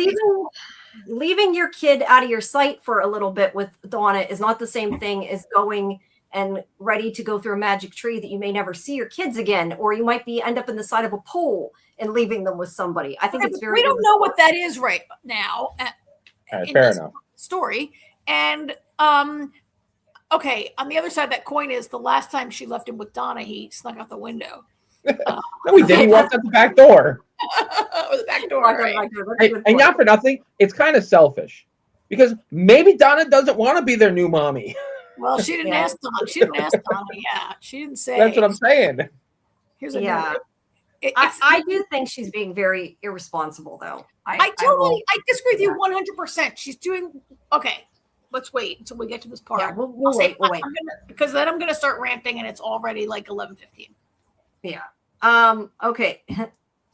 The point of this scene is that Henry knows she's up to something and he follows her because he asks if she's okay and she says yes. And he says, when I lost my wife and kid, the one thing I never was okay.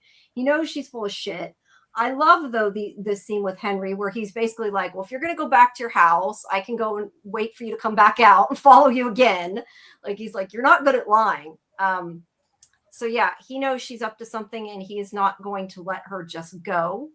And then she says that she's going to the bottle tree, and he says, oh, I want to go there because my wife made one of the bottle trees. He uses it as an excuse to go with her. Hey, Susie. Lisa Ryder was, that's who played Boyd's wife, right? Maybe. Sure. I think so. I think. Okay.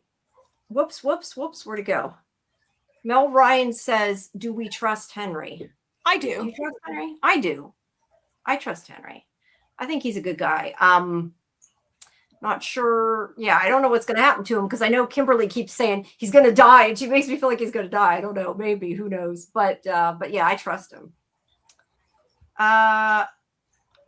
Lucas says, after losing Jim, Tabitha probably thinks it's only a matter of time before her kids die too. She feels like she has to do something. Absolutely. I agree 100% with Lucas Harley. It's valid. I don't know if I agree with what she does, but I understand it. She was always an emotional wreck. She has been.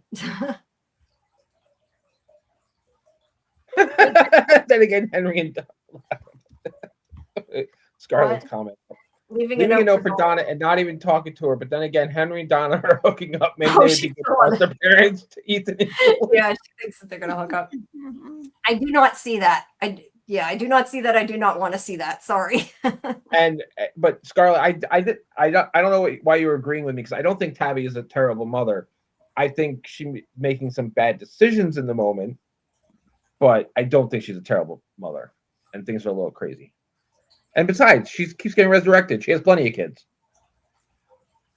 Yeah, well, we'll talk about that when we get to it, because I don't necessarily agree.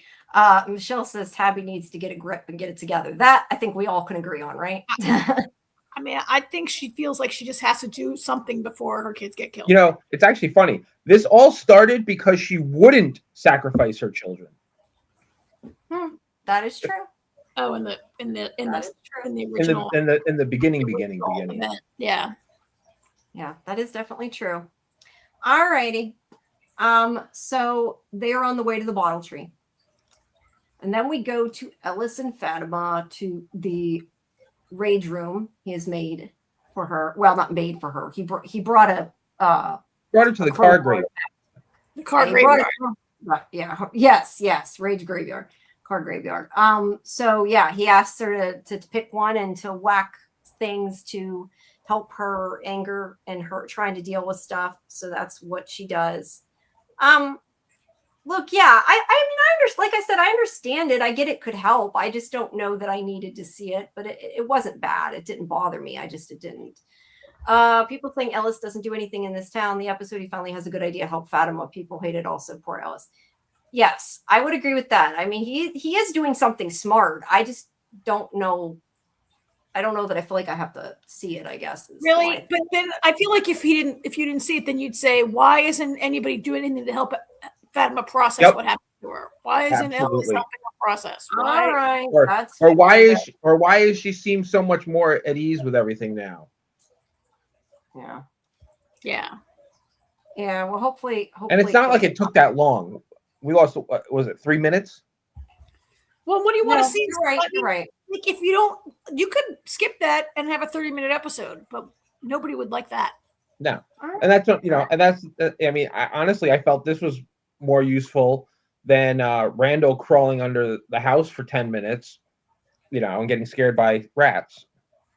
Yes, very true. He could have crawled in there and been like, oh, look, the bag's right here. Here you go. Yep. I didn't mind it. I thought the thing with Randall was kind of funny. Thank you, Dieter. I appreciate that so much. Thank you. Everybody, Dieter's right. Like the stream, guys. And wrong thing. Sorry. And subscribe, because, it's something like 50% of the people who watch these streams subscribe. So you guys aren't subscribing. We finally got over 2,000 subscribers. We need some more. So please subscribe to Sci-Fi-Vision. It is appreciated always. Yeah. So yeah, it does help her. Look, like I said, I'm not saying it wasn't necessary. I don't know. Okay, so there's the car graveyard. This says Alice has completed 0 quests in this town. Shaking my head. He should be more of a leader to help Donna out more. Instead, he's always walking up on people who are spazzing out, and then he gets stabbed or hurt. Yeah, that has happened. I don't disagree with that. But like, he doesn't want to be a leader. His whole thing No, when he we met him doesn't. is, well, let me finish. His whole thing was rebelling against his father, the leader. Like his whole thing was like, I'm not helping you lead this town because you shot my mother, which was totally reasonable, right? Yeah. Like he moved to Colony House to bail out of the whole like live in town and be a leader with Boyd thing. He does but say he though he is about walking up on people and getting stabbed. yeah, he is. But he also says later that he told Donna he's getting ready for the food run, so he is doing something. Well, and he came right to that RV when Boyd sent for him on the first day. He's a helper when he's asked. Yes, very true, very true. All right, so Jade and Victor and Ethan are all looking for the Lake of Tears, and this is where Jade questions them, like, "Why are we looking for this if you made it up?" And I really like that he was explaining something to Jade. It was Ethan explaining it, but it does make sense, and what he's saying totally makes sense. He's like, "Well, you know that my mother had nightmares about red rocks and she thought she made them up, but it turned out it was true. So how do I know that I didn't know there was really a Lake of Tears, that I didn't make it up, that he doesn't know?" So Which yeah, I kind of like. Yeah, I kind of like that. Which leads to the question. Now, I'm going to start by saying I do think that Tabitha and Jade are the only people reincarnated. But if there could be other people reincarnated, could Julie or Ethan be Eloise? And that could be how, if say Ethan's Eloise, for example, that could be how he knows about the Lake of Tears and didn't make it up because it's a memory that, whatever. And also, I don't think the Lake of Tears is a real lake. I think it's going to end up being something else. Something to do with the kids that were sacrificed, probably. Yeah. So, are you suggesting then that this is the real Jim who sent Ethan on a real useful mission? Because it would be the first time we've seen. Would it be the first time? No, the boy in white's helpful, whatever. But in general, the town is tricking people and lying to them. And there was, someone who said last season, it was Randall who said, "There's nothing in this town that wants to help us." Right? I think Randall said it. And so I said last week that like Jim did seem sincerely Jim for a lot of that scene, but I'm not convinced that this isn't maybe the town. Yeah, it's yet to be determined. I'm just, these are just thoughts that flew out of my head. Oh, good night, Westeros, and good night, Archie, the cat who walks on a leash. Yeah, good night. If it's legitimately Jim's ghost or whatever the case is with it, then possibly.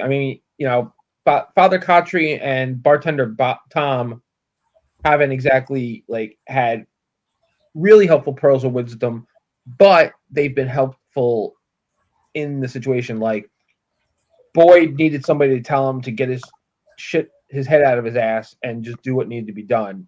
Mm-hmm. So he had Kotri telling him, "Listen, stop screwing around," and Jade just needed somebody to talk to because, it's Jade. Yeah. So, bartender Tom cleaning his glass, so it remains to be seen we don't know what any of these are, but taking it at face value. Yeah, I think that, the Lake of Tears is mentioned in the first episode. Mm-hmm. So it definitely, for better or for worse, it's something important. Yeah. I'm just thinking that this mission could be worse. Anyway, Lola Lozada says, "I think the Lake of Tears is underground. The children poured their hopes into the roots of the tree. Maybe it's under the bottle tree and can only be accessed through the tunnels at night." Yeah, and then I like that, and I like it along with the idea that the Lake of Tears is not a true lake, but is something a play on that somehow. Yeah, and to take that a step further, I wonder if when people go to the tree, it's it in itself is a faraway tree that the children use to pull people into Fromville to help them. I like it. Okay. You just wait till we get to Julie with my thoughts. Yep. All right. Click us, Jamie. Click us. Okay. Oh, anyway, I was just saying I like that he said that because maybe he didn't make it up. Who knows? Okay. Let's start that one. Okay. So where did I leave off at? I lost where I was. Sorry. Yeah, I don't know about the lake, where it is. And I was just gonna say we're not.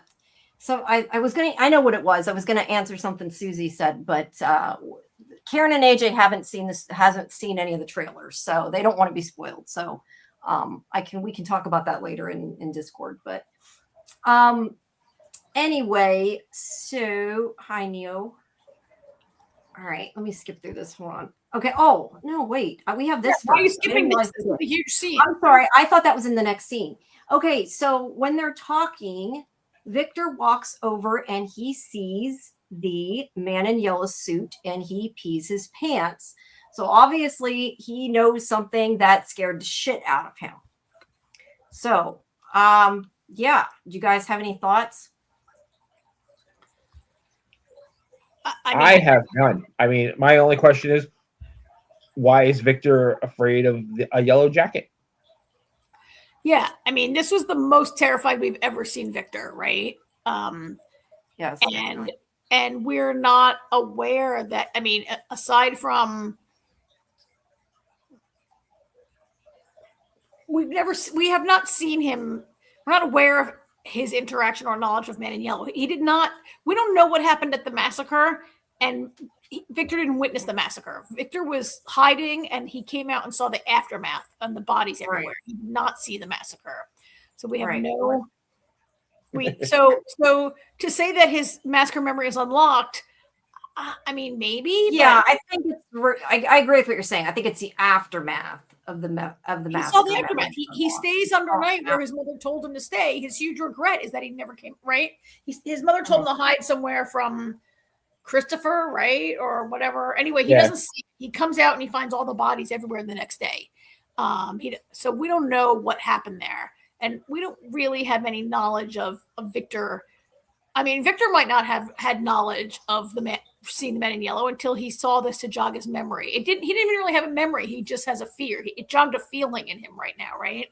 And he said, "I told myself it wasn't real. I told myself it wasn't real." But it was real. So now we know that he maybe has seen Man in Yellow and has some knowledge of him. Yep.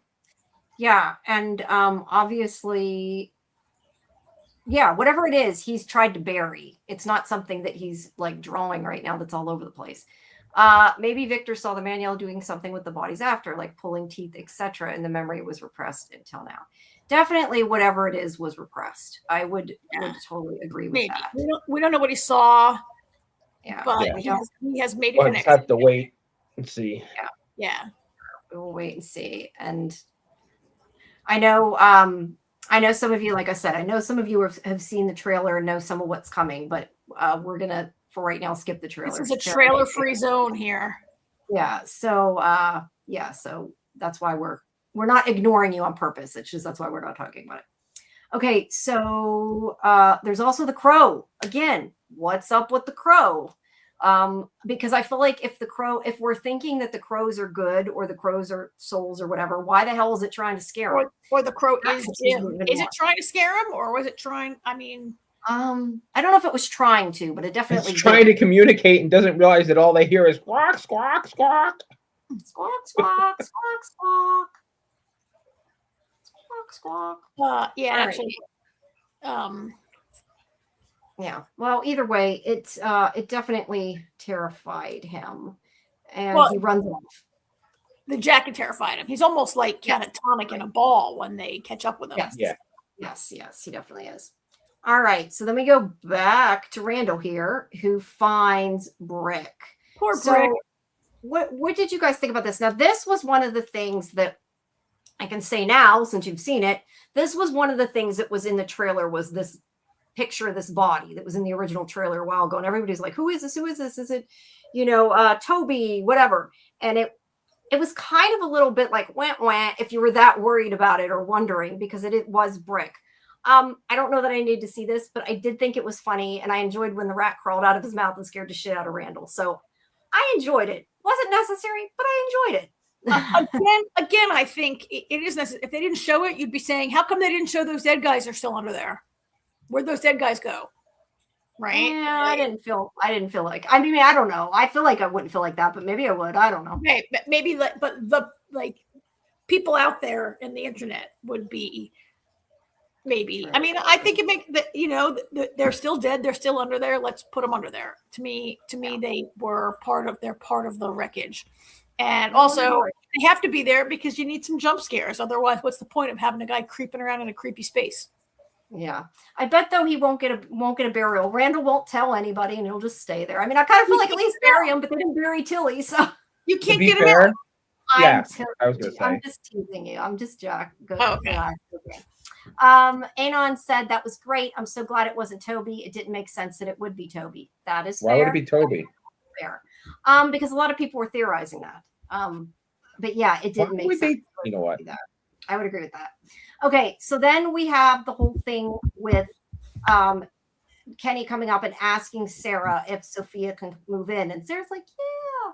Which, look, Sarah has no friends. Right now, everybody in the town hates Sarah. So I can totally understand. I don't hate Sarah.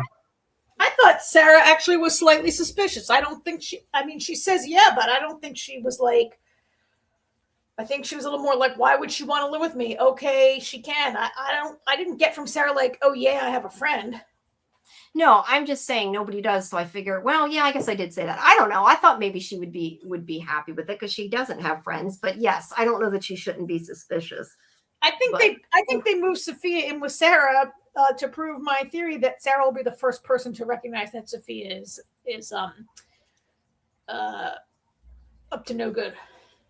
Yeah. Yeah, I don't know. I see though Lola agreed with me. I feel bad for Sarah. She got excited thinking she was going to have a friend, not knowing his double self. So see, I thought she got a little excited too. It wasn't just me. And yes, Toby was buried. I forgot about that. Toby was buried. They panned to Sophia and she was smiling from ear to ear. I missed that. I did not notice fair. All right, fair, but okay. Yes, always forget that. I do have a playlist of all the From interviews you can check out. So make sure you do that. And Catalina's went up.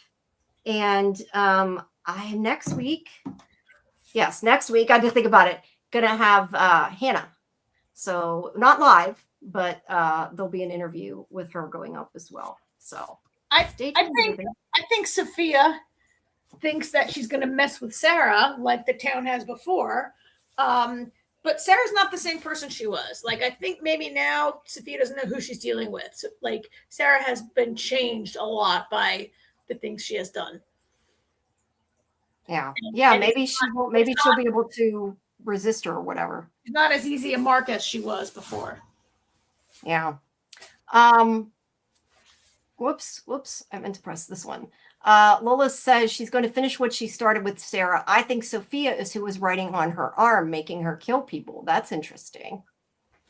What do you think about that? We don't know what all the Man in Yellow can do. So I feel like that is a possibility. We'll have to wait and see. All right. So then we have, okay, I went back to him. Okay. So other than finding Brooke here, he does find, I don't think he found it yet. Can he come? Yeah, he did. Okay. He finds the bag and he finds the books, which of course are the Adventure of the Grand Gulagog and the Flight of the Cromonocle.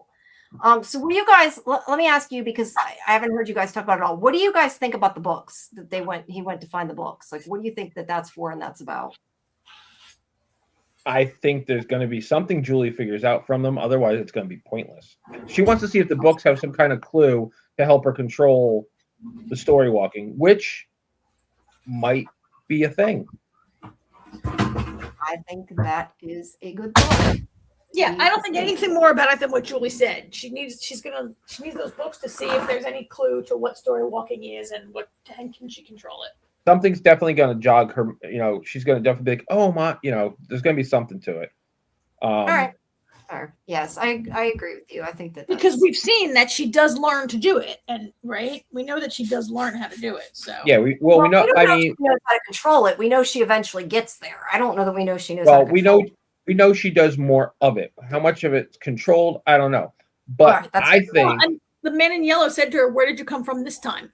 When did you come from this time?" He says to her, right? Yeah, I also think. I mean, the first night that they're there, the young guy monster says to Julie, asks if she remembers them. So it's possible she's seen, And I also think we're gonna get a lot of past story walking and to get answers of the show, like. Maybe we get a story walking of the massacre. Maybe we get a story walking. I think eventually we get a story walking all the way back to the beginning, to the night of the sacrifice, and Julie sees the answers on how to, and comes back and tells her mom and Jade how to save the children. I do hope that they wrap back around to that guy on the porch, though. I feel like back then people thought it was just the monsters messing with her. Yeah, but I think I think it was more than that. Oh yeah, no, I think we'll see a story walking that'll tie that together. Yeah, I think she's also going to meet Martin at some point. Yes, yeah, I'm sure she'll meet Martin at some point. She has to because he said he knew her. May says we know Julia figures out how to find her dad. Yes, we definitely know she finds her dad when he's about to die, but we don't know if she controlled it. Did it on purpose or if it happened. This is when it happens, right? Yeah. So, Julie has to learn how to walk back. Ooh, you know what I just thought of? She finds the right time. I wonder if it. I mean, we'll find out obviously eventually, but I wonder if it matters which direction she walks into the ruins from to do something with it. Yeah. I just thought of that. Yeah, I don't know. Yeah, Jen's right. Maybe she needs to walk back and forth. I have no clue. I didn't even think of that. Willis says everything's in the books. I think Julie wrote the books and as a story walker went back and made sure Ethan got the books so they can eventually get out. I do like that idea. But I also, my theory is the whole thing's a fairy tale storybook or whatever. So question. How did Julie, if Julie wrote the books, how did she get them out into the world? If she's in Fromville. Timey-wimey. I don't know it. Not even timey-wimey doesn't work. No, I know. Yes. Yeah, I don't have an answer to that, but I guess it would depend. Well, that's kind of important. Well, but maybe what I'm wondering too, though, is now that you said that, maybe she can story walk through time. Maybe she can story walk through location too. Who knows? Maybe it's like a TARDIS. She story walks in Fromville. I know that. I said maybe she can story walk out of Fromville. We don't know. Well, if she can, then that's just thought of that. I'm saying it right here now. That is that's no, I agree with you. Unless maybe she wrote them during a different cycle. If we believe that they come back, we don't know. It depends whether or not she comes back and is reincarnated or whatever. Yeah. By story walking, she went back to another time. Yeah, I think it just depends. Okay, so Ellis says that he is going, this is where he says he told Donna he's going to start getting things ready for the food run. So they are going to what we can assume is Cannibal Village very soon. And I know it's called the settlement, but I'm still calling it Cannibal Village because it's funny. Okay, so then Fatima goes upstairs and sneaks to the room where Elgin is at, where he puts a pile of dirt on the ground and she says it's not enough. Now we have tons of dirt comments here. Let's go and look. Okay. You know what it reminds me of? What? It's the reverse of Tabby. Tabby was taking dirt out. They're putting dirt in. That is interesting. I had not thought of that. You're right. It is. Joyce says, I did see someone mention that Fatima might be sculpting something, and it made me think she might sculpt someone or something she saw in her visions. I like that. Let's see. Maybe it's something it's telling her to make. And since Elgin can also hear it or whatever it is, that's why she's trusting him. I had not thought about that. Yeah, I don't know. I hadn't even thought about that, honestly. Let's see. Maybe the entity wants her to make something, and since he also hears things, she trusts him to help her. And so I think that was sort of the same thing what was in the other comment. So the last part of that was maybe sculpt something that comes to life. Okay.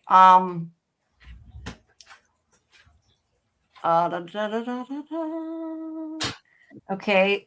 Joyce says some of us suspect she's going to saw something she saw in her visions. That's similar to what we just saw. Sorry. Yeah, I think generally, I mean, sculpting seems to be because what else can it really be? I think sculpting is the top guess right now. It is a top answer, though. I've seen this answer too, though. Maybe she'll plant fruit like the rotten stuff she ate while pregnant. I've heard that. Yesterday I heard some of that. Really? I don't think a upstairs bedroom is the best place to grow food, but okay, it's possible. I'm not sure it is either. I'm just saying I have seen a couple of people say that.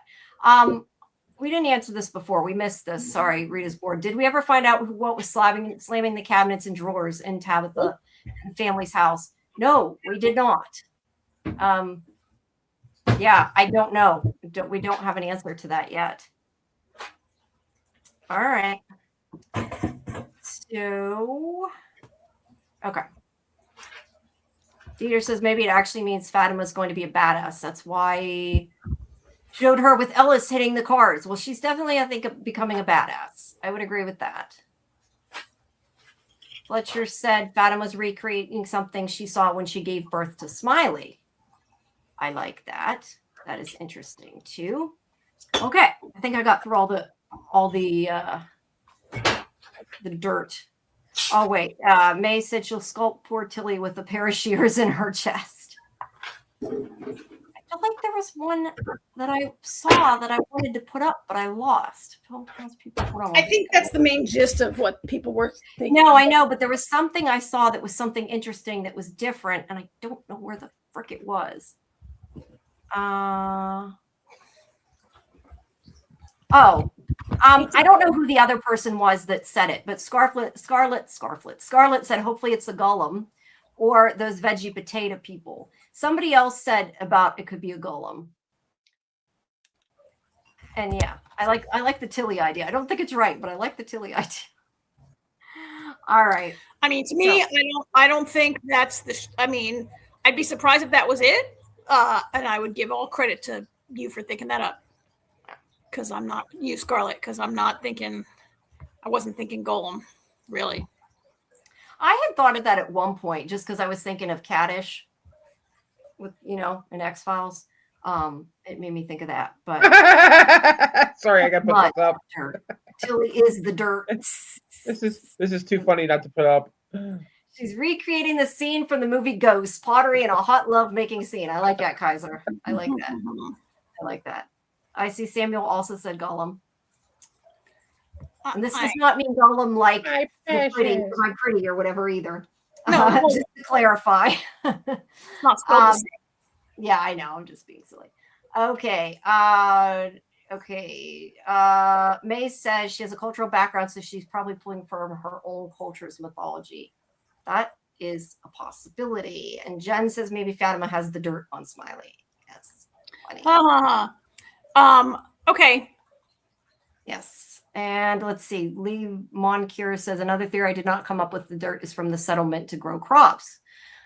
I don't know she needs to do that in the bedroom, but that is actually an interesting idea. And I have heard the crop thing, but most people think she wants to grow rotten crops if I've heard about the crops. I just think that she, to enlist Elgin in this, I mean, I think there's more to it than let me grow some garbage to eat, right? Yeah. And I don't see it happening. I don't see food being grown in the middle of a bedroom upstairs. It would be really hard to hide from people. You'd be better off doing it. Yeah, I don't know, but who knows? Maybe they're going to grow some kind of special mushrooms like we saw at the end of the episode. Who knows? Yeah, maybe. Yeah, maybe she's going to grow the mushrooms. Okay. So at the bottle tree, this is okay. So Henry talks about that Victor told him this is where Miranda was going when she died, and that he took her to her grave, but he doesn't think he'd ever take him to the bottle tree. It looks like the one she made. And okay, wait, I want to bring this person up. This is a new person. It goes one, said the birthing room has been used previously, hence the trapdoor leading to the tunnels. Elgin was chosen for his part in the story on the day he arrived. That may be the case, but we don't know. If she wanted to grow plants inside, then she could use a pot. Yeah. Thank you, Pop Forge. Yeah, I like that. All right, so Tabitha wants to go into the faraway tree and tells Henry to go back into town, and he says no. He's like, I hoped you would have realized this on your own by now, but since you didn't, you can't go. And she's like, what about Dale, right? And like Dieter said, Dale doesn't need Viagra. He's hard forever. You're so bad, Dieter. But anyway, she's like, well, what if it's meant for me and wasn't meant for them? And he's like, yeah, but you could end up be stuck somewhere like Dale. And then what happens to Julie and Ethan? And she's like, I left a note for Donna. I do love when Henry's like, oh, you left a note, so it's okay then. Because I'm sorry, that statement is so freaking ridiculous. Look, I get that she's grieving. I get that she feels like she has to do something. What I don't get is that even if she goes through and it works, she has no way of knowing if she'll ever come back. So if she's going through without her kids, I don't see how that solves anything. I think she's basing it on her experience that she did come back pretty soon. She was not gone that long when she came back. In her experience, it all worked pretty well. It did, but she also, number one, isn't how does that help her get them home? I don't understand how that helps her get them home. But my point is that I agree with Henry that it's irresponsible. I think she's not thinking it through. And I'm sorry, I know you disagree with me. And I asked Catalina about why she thought that she went through. So everybody can watch that in the interview with her. But I don't always think Tabitha's being a good mother. I'm not saying inherently she's not overall, but I think that this is a really dumb choice. I'm sorry. I feel like I'm with Henry. I agree that I think this is a bad decision. I think what her thought process is, though, if she can save the children, she gets everybody out of Fromville with everything that she knows. Here's my biggest problem, though, and I don't know why this hasn't come up yet and why nobody has said this or remembers anything about this, but Victor clearly said the boy in yellow told Christopher he had to do it. Christopher refused to do it, which is why my mother went and did it. So why has nobody gone and said, hey, Jade, you got to go through the fucking tree? Interesting. That is a good point, AJ, that I had not thought about. How? That's what I'm saying. Like, how? But all right, there's my answer, I guess, because nobody else. No, that's smart. Lola says that maybe she has to do it at night. She's going to the bottle tree at night. She believes she needed to get to the light to save the children. Maybe the tree has to be accessed at night. That's also a good thought. You know what I saw somebody say on Facebook, and I'm like, that is so true, and I don't know why they don't do it, is Boyd and Sarah saw the lighthouse, right? Did they know it was the lighthouse, or did they just see a light? Because I kind of question. They saw the light. I don't think they saw. I don't. Wait. You're not entirely sure. I'm not either. I just my point is that Tabitha knows the lighthouse is somewhere, right? No, they did see it. Okay. They physically saw the lighthouse. Okay. So my question is, they know that going out of the lighthouse somehow took her there, right? So why are they not looking for the lighthouse like by walking if they can't go through the tree? I think they need to make something that's like the tent, but stronger than the tent so it can't break, and take it and go exploring and take a talisman with them. I don't know why nobody has done this. I'm sorry. It irritates me that they do not try it. I'm not the one that came up with that, but it does irritate me now. Fletcher says they saw it. Jessica says they heard a horn and saw the light. Yeah, I'm not sure if they knew it was the lighthouse or not, but I still think that they need to go look for it, is my point. Yeah, and something else I was going to say, which I want to pull this up because Lucas said it also, is the boy in white's not even sure if the tree is going to take them there now because everything's changed. Yes. Yeah, and also there was Fletch made a good comment, AHA, when you were commenting on Christopher. Boy in White told Christopher to go through the tree, and he wouldn't, so Miranda did. We're believing the memory of Victor. I mean, that's critical to the whole story. Victor's memory is so unreliable. Everything he said. Yes. While I agree Victor's memory is unreliable, he wasn't wrong. Tabitha went through the tree, went to the lighthouse. Boy in White pushed her out. But she didn't go to the lighthouse. But it wasn't like this bit about Christopher and Miranda. So Jade has to do it. I mean, well, if Christopher was the reincarnation of Tabby's original husband, and Jade is now. But the commenter's point was, if Victor's memory is reliable, that the Boy in White told Christopher to go. But why not try it? Why has nobody said this to him? I don't know why. Then why wouldn't anybody try? You know why he's not going to try it? Because Dale ended up in the side of a pool. Nobody. But my point is, nobody has ever said this to Jade. No. Victor tells Tabitha the story, and nobody has told Jade. I mean, AJ, this is not the first episode you've watched. Nobody tells anybody anything on this show. This is true. Fair enough. But I mean, think of this thought process. Victor says that's why my mother went, because Christopher refused to go, and then died. So Tabitha's like, I'll go. Right. She didn't know that she was the reincarnation. No, she didn't. Of anyone. No. At that point, no, we didn't know that. Oh. I see. Lola said, what if that go together? I like that idea too. Maybe they both have to do it.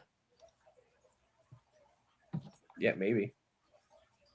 I like Kimberly. I think this cycle is different from the previous ones, and nothing is operating the way it previously has. Thank you. Like, just because stuff happened one way before doesn't mean it has to happen that way. Which is entirely possible. My point still stands. I mean, doing stuff the same way every time might based on Victor, but it didn't happen that way before. Because nothing happened, because Tabitha died and Christopher refused. Or Miranda died. I don't know. I mean, here's another thing. Don't go into the tree without permission. Like, if the White doesn't tell you to go into the tree, don't do it. Yeah, this is the only thing that matters. I think Jade's about to eat some shrooms. Well, we haven't got to that scene yet, so that's why we haven't hit that. Well, we're taking too fucking long to get there, so. We are. All right. Okay, so either way, then they see the Boy in White here. And I do, believe they both see him. People question this, but I think if he didn't see them, he would have said, "Who are you talking to?" So I think he clearly, when he turns his head, there's an expression on his face that he sees the Boy in White. Yeah. And my favorite line of the entire episode was when Tabitha says, "What are you doing here? And why do you look so different?" Like, basically saying what everybody else is going to say is like, "Oh, he went through puberty during the off season." Yeah, well, they did that joke before, though, too, when Victor asked him that. He said things are changing. But either way, he says those are the wrong questions. And yes, Dieter, it is the same actor. She asks if the tree will take her back to the lighthouse, and he says, "I don't think so." And she gets upset. And she's like, "But you said it would before. Stop talking in riddles." And all he says is, "You're getting so close now, but I'm afraid you're running out of time." And of course, they hear Ethan yelling for Victor, and they turn around and they turn back, and he's gone. This is, as I said last night, this has happened before to, like, whenever Ethan turns around and Jim's disappearing. If you are talking to somebody that tends to vanish, get your whole conversation out before you turn around, please. That's all I got to say. Is think about it. They can't hear me. Yes, I know, but I'm just saying. Do you think the Boy in White is their son that they refused to sacrifice? He's dressed in white, just like the Ankui kids, but he's not decrepit and rotten, right? And I kind of wonder if he's the child whose parents, like, unless it's from another cycle, because they said daughter. All the other kids, their parents like chose to sacrifice them, right? They did say daughter, but they were all girls. The Ankui kids. Yeah. No, they're not. They're not all They're not girls. all Aren't girls. they? No, they're not all girls. I don't remember seeing a boy. Yeah, they were. Some of them are boys. Because They just said when we've seen like the one come to her, it's always been a girl. Well, he's All not right. all decrepit, so I don't think he was a sacrifice. I think he's something else. Yeah. right.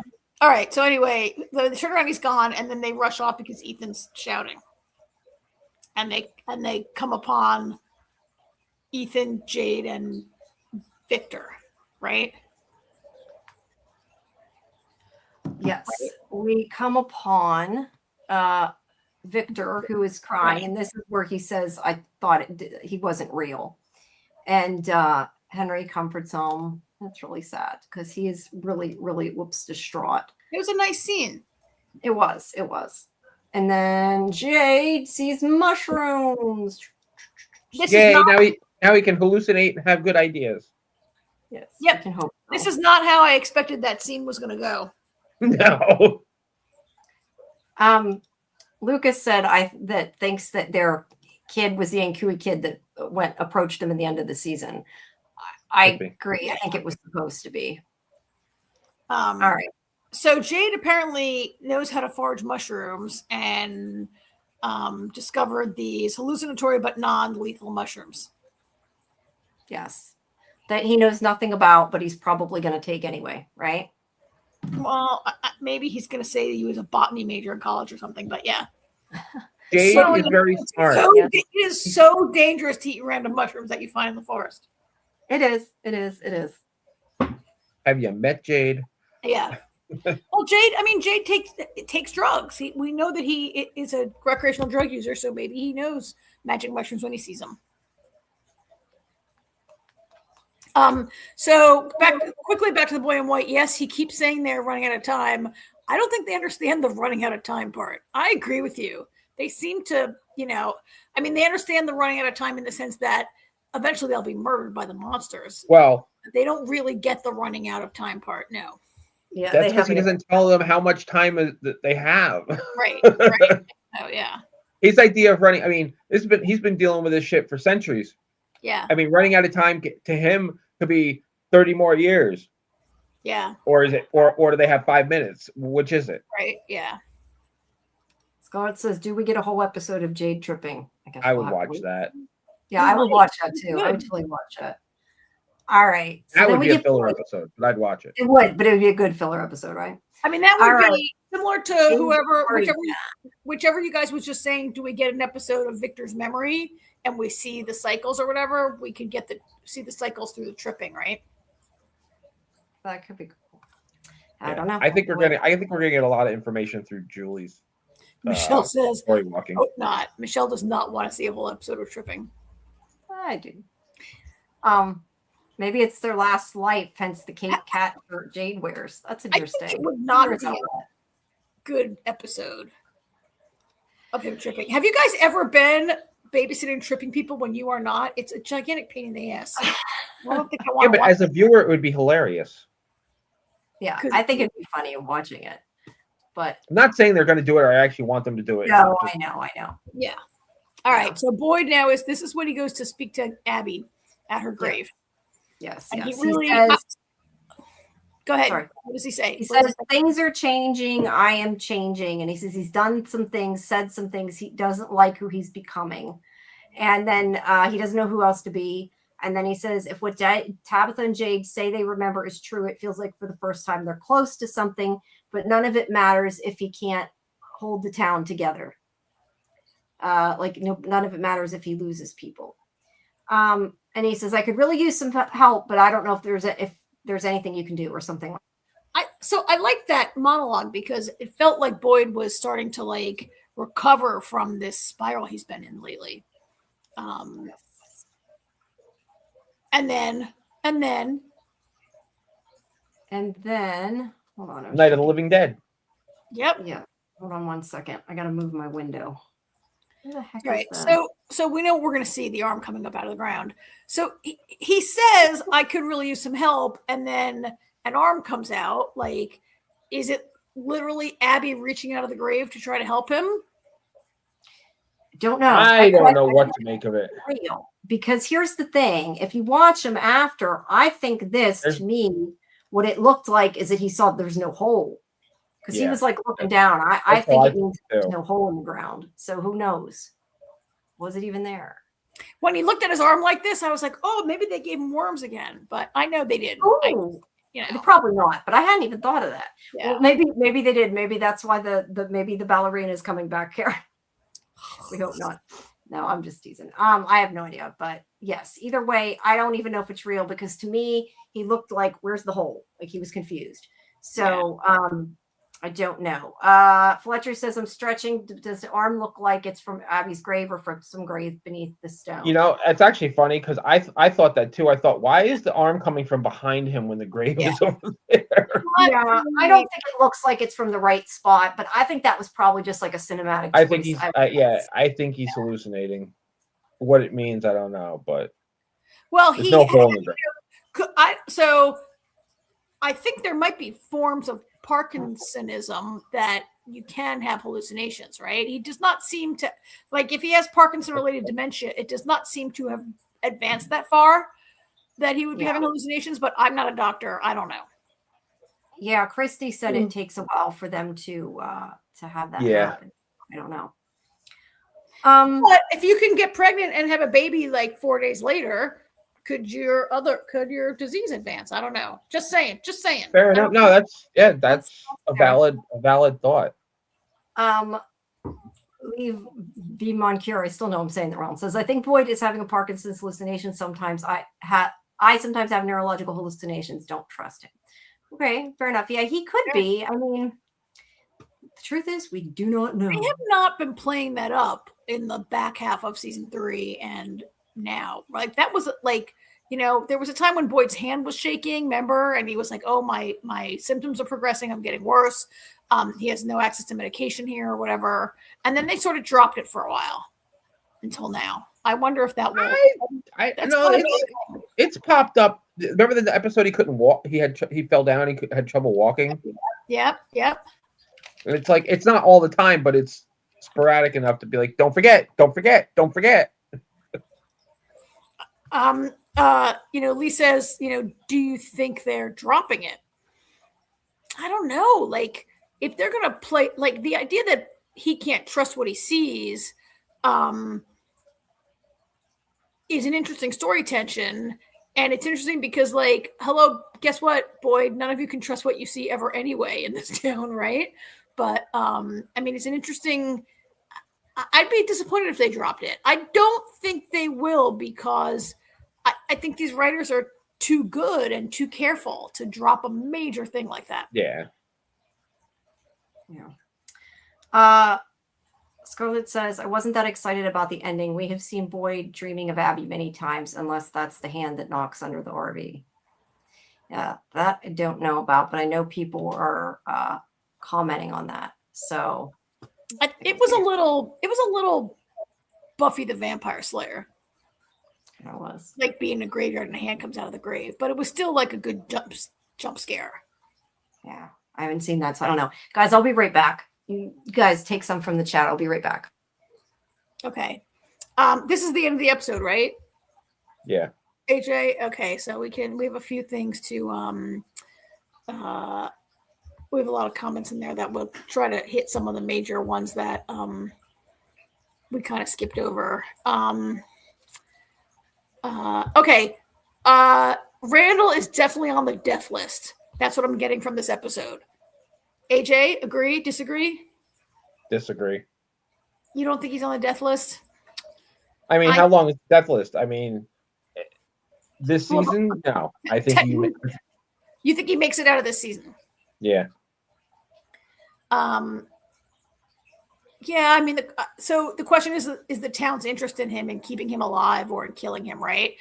I kind of wonder, Pop Forge, like Randall was kind of an abrasive jerk, and the nicer he gets, like, to me, that's a bad sign that he could be killed, right?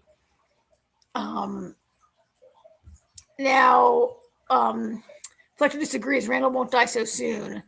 There are worse things than dying in this place. That's his fate. For him to, yeah.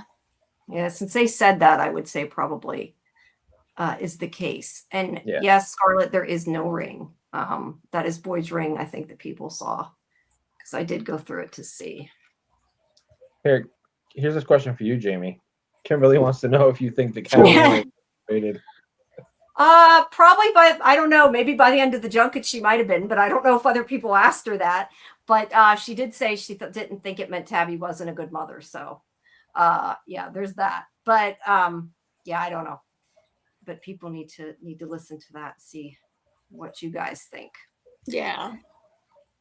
Yes, and please do stay tuned too, because like I said, later this week I'm going to be talking to Hannah, who plays Julie. So that interview will be up next week. All right, what else? Do we got some more from the chat? You want to pull one? I can pull some. I'm trying to find some that are. Okay, here's a prediction. I think Victor will also freak out when he sees the glasses Sophia's wearing. Oh, interesting. Like, did he not notice him yet? I thought he saw him. Has he met? I don't think he didn't come to the funeral, right? I don't know if he did or not. No, he did not. Not sure. Oh wait, yes, he did. He was there when they were. He was like actually really close to her. Oh yeah. He's in the same shot that we showed earlier. Yeah, well, she was, I think, behind him, but somebody, now I don't know if it is them, because I never really investigated it, but somebody on Facebook posted a picture of the milkman, I think, one of the monsters, and said the glasses were the same. Whether they were or not, I don't know, but that was what they said. Let's see. Toxie says, boy in white, too much playing with mystery. Yes, we do not know the answer because he's not telling us. I think Tabitha actually shouts at him, like, stop talking in riddles. And yeah, so then he gives her another riddle, right? So that was real helpful. Yeah. Doc Green says, am I the only one who would have boarded up the entrance to the cave and placed a talisman on the outside? I do not think it stops them from going out, because I don't think it's the only entrance. Yeah, but there's probably more than one entrance too. But I mean, look, there was a talisman on the barn, and they were there before the barn. Like, they were there. They were already inside. My point is that it didn't stop them from going back out at that point. So I don't think it works that way. I think it only stops it from going in a place that somebody's there. But I don't know. I think the talisman. Yeah. I don't know, but I'm one of the people that agree with the fact that they should try to make like a fence around the town and put a talisman on it. But whether they'd get it finished or not is another issue. I like this. Okay. I hadn't thought about this. Jim's been doing more stuff after his death than he was even he was alive. That's funny. So Wild Marjoram, aka Diesel Punk, aka Scarlet. I don't know why she said sorry, AJ, but these are two good sentences. I just think both Jim and Tabby forgot how to parent once Thomas died. I mean, I like that. Their trauma that they came into this with is intense. But I think future Julie made the call to save Jim that ended up killing Thomas. So that's very circular to me. I'd have to think about that sentence. I think future Julie. It would require Julie getting out of Fromville. Yeah. No, I get how that could kill Thomas, because we've had that discussion, but how it could save I don't Jim, get how it could kill Thomas. Because a lot of people have theorized that she, at some point in the future or whatever, makes the phone call that was when Thomas died, because they stopped to answer the phone, and that was when he fell.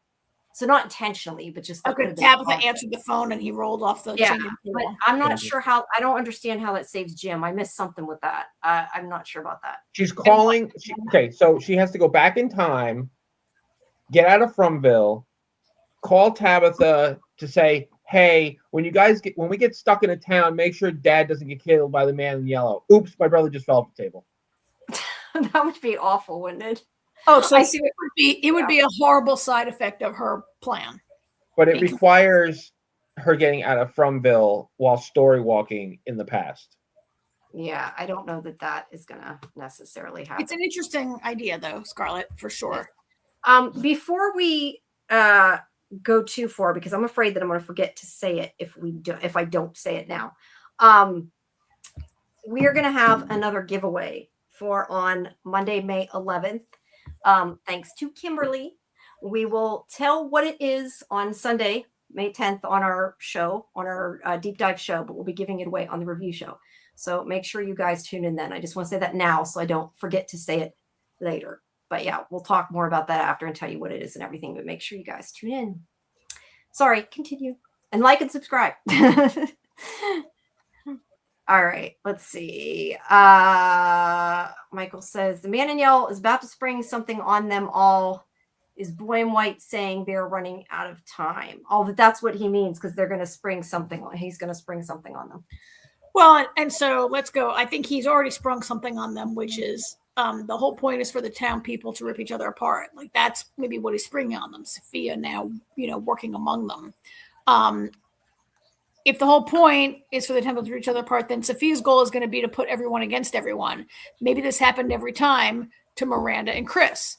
I mean, Christopher, in Victor's memories, Christopher does seem to become agitated and uncooperative, maybe, right? Like, I could see that there was possibly, was there someone, was Man in Yellow somehow amongst them and like whispering in his ear, whispering in Christopher's ear and putting this in motion. That wasn't very articulate. I'm sorry. So this is a good question. I don't think he story walked. I think it happened when he had a seizure, but I don't think it's something else with him. The seizures are a thing. Like so many people have had seizures, right? Yeah. Like that. The seizures are So other people have had a seizure besides Ethan and Julie. Like Julie Elgin had a seizure. Elgin had a seizure. Was he story walking? Like, do other people when they have a seizure are they? But see, Julie had the seizure because she went into like you know what I mean. Like Yeah, Ethan didn't move. Ethan was in the same spot and started having a seizure, which seemed like the seizure was because of what was happening with his leg. Yeah. But then again, Christy was kind of like, wait. But then again, Christy was kind of like, wait, why did that just happen? But that made more sense, at least so as viewers, we really didn't think nothing of it. But I don't think he was story walking. Did he have a vision? Absolutely. But I don't feel he was story walking because then he would maybe remember the story walking part. Julie is having a seizure to us, but she's not feeling a seizure or anything. She's story walking. Yeah, I'm kind of sticking to the discussion we had about a week ago where I think it was Scarlett who first said, look, one story walker is enough. Do we need like a show I agree. for walkers? I One agree. person story walking is maybe the best storytelling. I absolutely agree. Storytelling in terms of the writers of this show telling story, not like storytelling within the show. Right? Mm-hmm. All right, so I think we're getting through. I don't know. I think we've just about covered everybody's topics here, right? There's quite a bit. Yeah, but there's a bunch of repetitive comments in here. Maybe the man in yellow keeps his teeth so he can keep the souls in a type of purgatory where they just cry and scream, and this is a type of life force for him, Lake of Tears, is where you free the souls. Interesting. Okay. Well, we skipped over Scarlet at the time, but no one remembered the books were even under the house. Julie had one in the trailer and didn't think once that they were under the house. So was that scene needed? I mean, yeah. Sometimes a scene is needed, like not for the characters, but to like make a point to us, right? Like there are viewers out there who don't pay as much attention as we do and maybe need to be told story, book, story, like over and over again to kind of get it, right? Yeah. Yeah. I kind of agree though. Like I had forgotten they were stuck under there. I don't even know if they ever told us that. Right. But just because all their is there, all their shit is in there, right? That's the only reason they're in there. It's because all their shit is in there. But we didn't know that Ethan left him in there, right? Like, well, why would he take him out when they were like evacuate? Right? They basically like it's not like they were like pack everything you can. And no. But I mean, he could have had the backpack with him when it collapsed. Is all I mean. Like, I didn't need to know that. I agree, but I mean, I think it was a good scene. I don't think it was bad that we saw, and I kind of liked it. The theme of the ballerina monster is definitely total destruction. The locusts harvest and the worms consume with slow decay. There are, I feel like, a lot of themes of destruction. I mean, even just the idea that the people are going to tear themselves apart, according to the man in yellow. Let's see. Susie is reading Magic Faraway Tree series to see if she can find out anything. So you'll have to keep us updated on that, Susie. I know they're doing a movie on that. I think the crows are good, but if they aren't, it's related to the locusts and the worms, all carrying animals and bugs.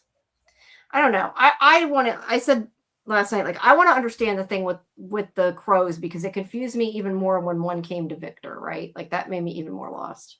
Crows are very, very intelligent and easily trainable to come to a person. Not that Victor has trained them, he hasn't, but crows are very smart. They're known to like bring gifts to people that they are associated with. They're very, they're like totally different category from like worms and bugs, right? Mm-hmm. Let's see. Fletcher said, I don't blame Jim and Tabitha. They lost a kid. It's normal to break down due to trauma. That is also true. But she needs to make better choices. And Wall Tech here says, Tabitha is panicking. All right. Are we going to make sure that we also criticize all the men for making bad choices on the show, or are we just going to always go at Tabitha? Oh, I don't think Jim made good choices as a parent either. It's not just Tabitha. I'm just complaining now about Tabitha. I think, yeah. I just don't. I think what she did was kind of okay. Are we going to say Miranda made a bad choice by abandoning her child and running into a tree? Well, I think it would have been worse if she ran with the kids, to be fair. Hey, she's done it. She's done it before. Let's do it again. Hey, I like Tabitha. I'm not saying I don't like Tabitha. I just don't. Miranda left her two children unsupervised. She left her two. She told the older child to watch the younger. Child. Yes, you're right. Victor I don't agree with that. Much younger than Julie. Victor was a child watching a smaller child, and she left him and ran out at night into the whatever. Right? Yes, that was also a bad decision, Karen. So there you go. She has a habit of it. Is she a terrible and neglectful parent? Say it. She's a terrible and neglectful parent. I don't know that I'd go that far, but look, I do know the fact that there was the whole thing in season 1, I think it was season 1, where Julie said after Thomas died, I had to become a parent to Ethan for a while. That to me means she was a bad parent. Was it her fault? No, it doesn't. It does not mean she was a bad parent. She was catatonic from the loss of her older child. She never said, Julie, okay. Julie, okay. She didn't instruct Julie to parent her child. Like she had to, because there was nobody there. That's how I take it. How about Jamie? She had to because as a good person, she stood up to support her parents in their grief. I get that, but I still don't think that her parents grieving gives her a right to just ditch her other kids. I'm sorry, I disagree with you. She didn't ditch her kids. Well, I'm going by what Julie said. I said, is that accurate 100%? Okay. I don't know. I'm going by what Julie said. I was just going to say, the perspective, now I'm not saying that Julie didn't spend a lot of time with Ethan during that time. I'm not saying that she's completely wrong, but the perception of a teenager is extremely different than the truth. That is also true. Speak from experience. I don't disagree with that, but I still do not. Yeah, I don't know. I still think she's made a lot of bad decisions. That's all I'm saying. Once upon a time, Junie, when she was about 10, she told people that she raised her brother. She was 10. Artie? She raised Artie, and she was 10. So yes. Artie was apparently she considered playing with her brother, raising him. All right. I'm just going by what we heard. But Michelle's right though there. She has not learned her lesson at any rate. She's still making bad choices. Ooh, Tabitha? Yeah. I'm assuming that was what that was. Listen, who in this town makes good decisions? Okay, that's fair. That's fair. How many has she made? So when she went through the tree the first time, and now maybe going through the tree the second time is a bad like how many? Look, like I think always makes bad decisions. I didn't say always, but look, I think even Jim, when he like took off and left the kids when Tabitha was gone, was a bad decision. I'm not saying that other people don't make bad decisions. I'm just saying I think she's made some bad decisions. And I don't understand her, oh, I left on a note, so they'll be fine. That's what irritated me more than anything, that she thought that that was okay. Like she didn't think it through. And I said, I think a lot of it was just she was upset and not thinking straight. Yeah, and I think that was kind of what Henry was trying to say. You need to stop and think about what you're doing. Yeah. So There we go. in the end, she made the right decision. But one person in town makes good decisions. Kenny. Kenny makes good decisions. yes, yeah. All right, we're getting. All right, it's time to wrap it. Yeah, I gotta go. Okay, wait. Jen said episode 3 is a little slow for me, but I like the plot moving forward. It's set up a lot, which means some serious crap is about to go down. Anyone notice the boy in white has werewolf arms? Face is pale. Here we go. I'm guessing that's because he got older, Muncher. Probably. It's not. This is going to put the whole conversation to bed. Maybe we should all wait to get stuck with our kids in a nightmare hellscape where monsters eat us and there's no escape. Kind of like grocery shopping. Oh, that's great, mate. All right. I don't know about anybody else, but I got to work tomorrow. Whoops, sorry. I was trying to take it off and I put it back on. Yeah. I was gonna say I could after you guys leave do some call-ins if people want to, but Westeros left before anyway. So, and it is getting kind of late. So unless anybody has if anybody has any more things they direly want to say, I can keep doing the chat. I don't care, or we can wrap it up. Let's wrap it. Wrap it. Boyd and Randall, except that one time. I got a long drive tomorrow. Boyd, Ethan, and Randall, except that one time. Christy, Kenny, and Jade sort of make good decisions. Sometimes. I mean, no person. Yeah. All right. He's the young man in white. He is. Excuse me. All right, guys. And Bhakta. Yeah, Bhakta we don't see. We don't see Bhakta anymore. All right, guys. Thank you so much for coming. Please make sure you join our Discord for our schedule and all the information and our watch parties. We have watch parties on Saturday night at midnight, Sunday at 9 p.m. These are all Eastern times. And we have our deep dive for From on Sunday and a review today on Monday. Tomorrow at 10 Eastern, we have our Fandom Access show where we're going to be talking about the finale of Monarch as well as Daredevil, which is also the finale, right? No, I'm sorry. It's the episode before the finale. Yeah. We have Daredevil and also For All Mankind. And then and we also tomorrow have the first two episodes of Widow's Bay. We're going to be starting.